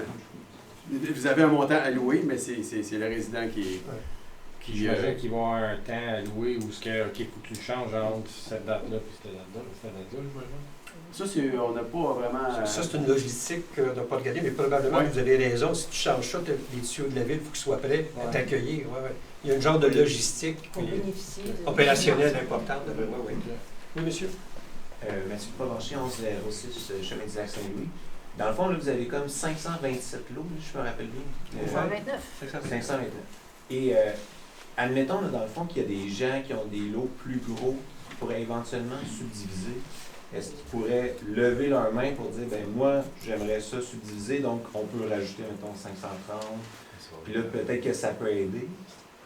En fait, il faudrait que les terrains soient subdivisés au moment où... Parce que là, mais c'est qu'on ne peut pas subdiviser à cause du règlement de pieds carrés. Donc, si quelqu'un a un terrain de 40 000 pieds carrés, il ne peut pas subdiviser. Mais il va pouvoir tantôt. Mais c'est une bonne question. C'est un cas de figure qu'on n'avait pas pensé. Je vais le prendre en note, puis on va voir comment est-ce qu'on peut accommoder ça. Parce qu'évidemment, nous autres, plus on fait de sorties de service, mieux c'est bien. Oui, parce que, en fait, puis là, je comprends que les gens vont peut-être vont profiter de ça s'ils subdivisent après, peut-être. C'est finalement. Il y a des grands lots, c'est sûr, qui vont pouvoir être subdivisés par la suite. Puis au moment où ils vont se brancher, bien là, ils vont payer leur quote-part, puis ça va diminuer la quote-part de tout le monde. Mais c'est une bonne considération, effectivement, c'est l'œuf ou la poule. Madame? Stéphanie, 1106 Chemin du Lac Saint-Louis. J'avais juste une question pour la quatrième solution ce soir. Là, étant donné que c'est comme un genre d'installation septique, puis là, justement, concernant la subdivision des lots, étant donné qu'on ne peut pas subdiviser pour avoir un certain espace pour les installations septiques, est-ce que celle-ci va empêcher les subdivisions ou ça va quand même? Non, cette option-là, s'il y a l'aqueduc, bien entendu, si on passe réseau d'égout, il y aura un réseau d'aqueduc. Donc, le lot sera considéré. Ce qui restreint la subdivision d'un lot, c'est qu'il soit non desservi, partiellement desservi ou complètement desservi. Avec ça, avec ce système-là et l'aqueduc, ça va être considéré complètement desservi. Donc, éligible à des subdivisions de lots desservis. Donc, les plus petits lots que vous pouvez avoir. Souvent, les restrictions, c'est les distances entre les fosses septiques et les puits. Mais là, il n'y aura plus de puits. Donc, à ce moment-là, ça donne plus de latitude pour les subdivisions et l'implantation des maisons. C'est vous oui, bien, en tout cas, les questions qu'on pose, que je pose, tout ça, c'est pas contre vous autres. Je sais que vous travaillez fort, je sais ce que vous pouvez faire pour tout ça, comme tel. Mais il reste quand même que tout le monde est conscient qu'il faut faire un changement sur les aqueducs, puis les égouts, puis enfin tout comme tel. Mais un projet comme ça, à Châteauguay, dans la région, s'il n'y a personne qui peut prendre ça, premièrement, il n'y aura aucun questionnement. Il n'y a personne qui est assez gros pour faire ça. Mais je pense qu'on peut scinder puis trouver, puis avoir le meilleur prix en scindant le projet comme tel. Oui. Parce que là, on va pouvoir avoir des gens qui vont pouvoir avoir des cautions. Oui. Parce qu'avoir une caution pour 60 millions, il faut que tu sois fait fort, les reins forts et tout ça. Tout à fait raison. L'autre aspect, moi je pense qu'on a Mme Gendron qui est ici à soir, et tant qu'on regarde l'ensemble de tout qui a été prévisé en 2015, moi je pense que si on a lu les journaux, qu'on a fait un petit peu quelque chose depuis 2015, on sait que dans les 2 dernières années, ça a quand même fait une flèche en montant, non en descendant, et les coûts ont été tout un peu assez remontés, pas mal. Qu'est-ce qui est important, moi je pense, c'est que aussi le dossier médiane dans la région ici, les gens ne sont pas fortunés. Oui. Il y en a qui le sont, mais on voit que oui, ça a changé à partir d'une année. Tant qu'on parle d'environnement, c'est super beau. On a un argument de plus pour l'environnement. On a un lac qui est à côté de nous autres ici. Fait que moi, je pense que Mme Gendron, surtout, s'est rendue adjointe au travail avec Mme Roy, qui connaît très bien les municipalités. Elle était quand même responsable des municipalités au Québec pendant plusieurs années. Fait que moi, je pense qu'on peut aller chercher des sous et après ça, décider qu'est-ce qui serait le mieux pour l'ensemble du monde ici comme tel. Tout à fait raison. Oui, on a un genre de support politique qui est très intéressant. Mme Roy, vous avez raison, était présidente de l'UMQ, maire de Verchères pendant plusieurs années. Oui. Qui est très connaissante. Très impliquée en plus de tout à fait, tout à fait. Je l'ai rencontré, puis elle est très impliquée, vous avez raison. Est-ce qu'il y a d'autres questions? Moi, j'en poserai 2 petites. Il n'y en a jamais 2 petites. Ah, ça sera pas long, vous allez voir. La phase 1, oui. C'est de l'eau de Châteauguay ou de Beauharnois qui est Châteauguay. Châteauguay? Oui. OK. Puis, pour ce qui est proposé, le dernier modèle que vous avez montré ce soir, y a-t-il possibilité, si admettons on a 3 lots, une seule maison et qu'on va éventuellement développer, de relier, même si chaque maison doit avoir sa fosse septique et sa pompe, que ça soit connecté sur la même conduite? C'est la question. Question d'ingénieur. Ouais. Ingénieur, ouais. Bonne question. OK. Oui, très bonne question à noter. Ouais. Ça fait déjà Je sais pas partie la réponse. de notre liste de Ouais. questions. Sinon, il faut mettre 3 tuyaux, même Ouais. s'il n'y a pas 3 maisons, avant même de refermer le trou. Mais d'un autre côté, c'est vraiment des petits tuyaux. Hein. C'est On pour ça parle que je me vraiment demande de si on peut mettre 3 pompes sur un 2 petit pouces. tuyau. Au résidentiel, oui, 1,5, 2 pouces. Tu sais, ça veut dire que dans une tranchée, là, on peut rouler les 3 tuyaux sans problème aussi. Là. Parce qu'il y a toujours une question de responsabilité par la suite. Hein? Quand il y a quelque chose qui ne va pas, là, à qui appartient le tuyau et tout ça. Tu sais, l'ingénierie, c'est une chose, mais la responsabilité par la suite, c'est à considérer aussi pour pas. C'est juste que la fosse, ça se remplit plus vite si c'était 3 maisons. Non, une fosse, une pompe par maison. Mais Sauf qu'il faut penser à dans 3-4 ans, si on a le droit de bâtir, Ouais. de mettre les tuyaux à l'avance. Oui, bonne question. Monsieur Louzon? À vous statuer pour la question des chemins privés. Parce que tantôt, quand on dit que chemin du lac, mais tant qu'on arrive qu'il y a des chemins privés, à qui est la responsabilité du chemin privé pour emmener l'égout ou l'eau? En fait, on s'est informé comme il faut qu'est-ce qu'on allait faire avec ça. Vous savez qu'il y a plus de 200 maisons sur les 500 qui sont desservies ou qui sont situées dans des chemins privés. Et là, on s'est informé auprès du ministère. Ils nous ont dit si la maison n'est pas desservie, il n'y a pas de subvention. Donc, on perdait les subventions sur les maisons des chemins privés. Fait que, tu sais, on a tout balancé ça, on a regardé. Le prix moyen de desservir une maison sur le chemin du lac ou sur un chemin privé, c'est la même chose. Fait que, un dans l'autre, là, on n'a pas avantage vraiment à laisser de côté 200 maisons sur 500. Compte tenu que les subventions sont là. Et en phase 1 aussi, toutes ces maisons-là ont été desservies. Ouais. Non, mais c'est une bonne Bonne question. question. Ça n'a pas été répondu. Bonne question. Bonne question. Oui, madame. Oui, ça me va, on se calme. Est-ce que la subvention du gouvernement est la même pour les 4 projets? Parce que j'avais déjà entendu dire que s'il n'y avait pas l'eau et l'égout en même temps, la subvention baissait. La subvention, Oui, tu veux dire ça? le coût maximum admissible là, est différent tout dépendant du projet. Donc, si on passe à Aqueduc seulement, le coût admissible par porte est pas mal plus bas. Oui, c'est ça. Ouais. Alors, c'est pour ça qu'ici, que les deux solutions ici, qu'on passe seulement de l'aqueduc et de la mise aux normes, ou si on faisait de basse pression, vous voyez, les coûts étaient relativement semblables, et même un peu plus cher pour l'aqueduc seulement, parce que les subventions baissent drastiquement. Et on perdait le pour décret. l'aqueduc seulement. Quand on allait dans la solution numéro 3, ici, on perdait le décret de 20 millions. Ça peut-tu être négocié en 2023? Dans le fond, nos statistiques vont être changées quand même. Ouais. C'est sûr qu'on va savoir quand le programme Primo va être bonifié le 1er avril. On a hâte de leur jaser ça. Oui, madame. Le 20 millions, est-ce qu'il est applicable? Est-ce qu'il est appliqué sur la basse pression? Parce que je pense qu'au mois de juin, Oui. vous l'aviez appliqué. Oui, tout à fait. Mais ça ne doit pas. Non, base. Si c'est seulement que sur aqueduc et égout, Non, comme la phase 1. mais la basse pression est considérée comme un égout. Au niveau Ouais. du ministère, que ce soit n'importe quel système d'égout, c'est peu importe pour eux. Là. Ouais. Que les villes décident d'aller en gravitaire ou en basse pression, eux autres, c'est de l'égout municipal. On ne paie pas de décret, on a le décret de Donc, 20,3 millions. C'est la même subvention, le Ouais. coût maximum admissible par porte, là, peu importe le type de système qu'on choisira, c'est la même chose. Eux ne font pas de différence. Du moment que le tuyau est municipal, Exact. dans la rue, c'est considéré comme un système d'égout. Ouais. Est-ce que ça répond à votre question? Pas vraiment, parce que moi, j'avais été voir Mme Gendron, et puis elle m'avait dit que c'était pas applicable sur la basse pression, seulement que sur le gravitaire, comme la phase 1. En fait, il faut faire attention. La pose de tuyau, c'est applicable. Ce qui n'est pas applicable, là, c'est ce qui est installé dans les maisons privées, sur les terrains privés. Donc ça, c'est pas subventionnable. Mais le décret de 20,3 millions, c'est pour un système gravitaire, un système de basse pression, que ce soit basse pression déchiqueteuse, basse pression effluent. Le décret, on ne le perd pas. Par contre, si on a une subvention de Primo qui nous donne, disons, 24, 26, 30 millions, il faut lâcher le décret. Le décret n'est plus applicable. Donc, on a le choix entre une subvention Primo ou le décret. C'est ça.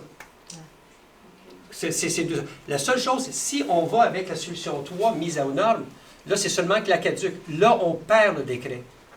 On perd le 20,3 millions. Puis, il faut faire une subvention pour l'Aqueduc seulement, qui est beaucoup moins. Je pense que c'est 18 000 par POC présentement. Donc, ça ne vaut pas la peine, ça. Oui, il y avait une autre question. Monsieur Honoraire, oui. Gilles Desliens, 923 de Port-de-Vigie. Si demain matin, le gouvernement nous donne 80 millions, c'est peut-être plus une réflexion. Qu'est-ce qu'on fait? Je serais très heureux. Qu'est-ce qu'on décide de faire? Ah, ben là, à ce moment-là, c'est comme gagner à la loto. J'aimerais bien ça, gagner la loto. Oui. Votre tableau qui est là, c'est un amortissement sur 40 ans qu'on voit. 30 ans. Mais les questions qu'on voit, on parle de 40 ans d'amortissement. Les questions? Les questions, je comprends. Sur le site web de la ville, on voyait que là, vous prévoyez un amortissement de 40 ans. Non. Les calculs ont été faits sur 30 ans. Les calculs ont été faits sur l'amortissement du règlement d'emprunt sur 30 ans et puis sur les installations personnelles là, sur 20 ans.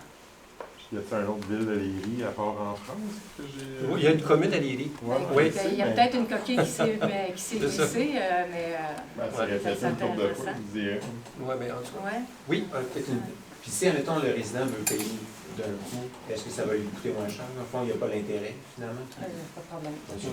Pas de problème. Oui, oui. Parce que ça va être un autre règlement d'emprunt que pour accommoder les individus. C'est pour ça qu'il va falloir que ça soit fait dans un laps de temps restreint, parce qu'on ne peut pas étirer ça. Donc, levez la main, tous ceux qui veulent se faire financer, bang, on fait le règlement d'emprunt. Monsieur? C'est possible de mettre sur le site web de la ville les frais pour la pompe, avec l'installation d'une fosse septique, l'installation de... Tout ça, on va le noter et on va le mettre. C'est nouveau, là, mais on va tout mettre ces prix-là. Le projet 4. 2.2. Oui. Si jamais un résident veut payer ses travaux tout d'un coup pour sauver les intérêts, c'est une option? Oui, c'est la question qui est... C'est ça que tu viens de demander. Je pensais que c'était ça qu'il avait demandé, mais je ne voulais pas être sûr parce que dans le fond, j'avais demandé la même question au dernier meeting, puis vous nous avez dit que c'était quelque chose de pas possible dans le temps. J'ai dit ça, moi. Oui, vous avez dit de payer d'une shot? Payer d'une shot pour sauver tes non, mais attention, pas le règlement d'emprunt. Oui, ça c'est Les différent. coûts personnels, oui, mais pas le règlement d'emprunt, ça on ne peut pas. En tout cas, là, je vais leur prendre le règlement d'emprunt au niveau... OK, le règlement d'emprunt pour l'ensemble du projet. J'ai bien compris sa question, c'est pour ça que je voulais demander tout de suite encore. C'est une distinction. C'est important, ça. Ouais. Je vais vous inviter à aller voir votre site web de vos questions parce que peut-on payer la totalité des coûts du projet en plusieurs versements? Cette question-là, réponse. Le financement de la dette sera amorti sur une période de 40 ans. Et ça pour l'ensemble des contribuables. C'est la question 17. Merci. Merci beaucoup. Parce que c'est 30 ans. Mais moi, je vous encourage à C'est bien parce que vous êtes le seul à lever la main tantôt pour avoir vu une question. Moi, je l'avais sur le bureau au mois de juin. Moi, je crois qu'on devrait l'amortir sur 40 ans. Ça serait plus facile à digérer. $1 aujourd'hui, ça ne va rien valoir à 40 ans. Oui, mais vous savez pourquoi on l'a mis sur 30 ans? Il paraît que sur le site web, c'est à cause que les équipements sont en fin de vie utile au bout de 30 ans. C'est ça.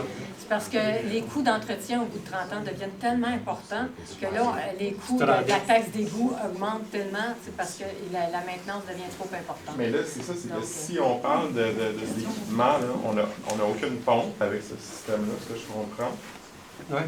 Fait que c'est quoi les coûts d'entretien que vous faites référence de ne pas l'amortir sur 40 ans? C'est un bon point. Oui, c'est un bon point. Parce que parce que là, on parle de tuyaux en plastique qui va durer des centaines d'années. Ça, c'est quasiment pas tuable, ça. C'est un bon point. Donc, le commentaire, je ne sais pas si tout le monde a entendu le commentaire, c'est de dire, compte tenu que dans Solution 2, il n'y a plus de grosses pompes à entretenir qui peuvent arriver en fin de vie au bout de 30 ans, pourquoi on n'amortit pas sur 40 ans pour baisser les pompes de taxes? Oui, mais ça, on a répondu à ça ici, à la question numéro 2, à taxes, c'est répondu. Mais c'est quand même une très bonne idée. Oui, mais la 17, on va regarder. Oui, c'est ça. Oui, mais merci. C'est laquelle exactement? La 17. Oui, monsieur. Aussi faire ressortir, même si ce n'est pas un gros coût, l'avantage, la pompe. La dernière pompe que vous avez montrée versus la pompe Wires, il y a une économie d'électricité quand même intéressante. Entre Donc, c'est un bon point. 200 kilowatts. C'est bon, moi, je n'avais pas pensé à ça, merci. J'ai besoin d'idées positives comme ça pour baisser les coûts. Très bonne idée, merci.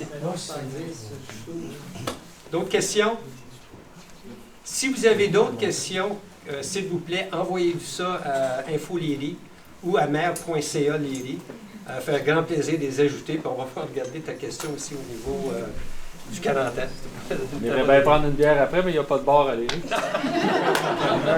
Peut-être dans 20 ans. Merci beaucoup tout le monde, grandement apprécié.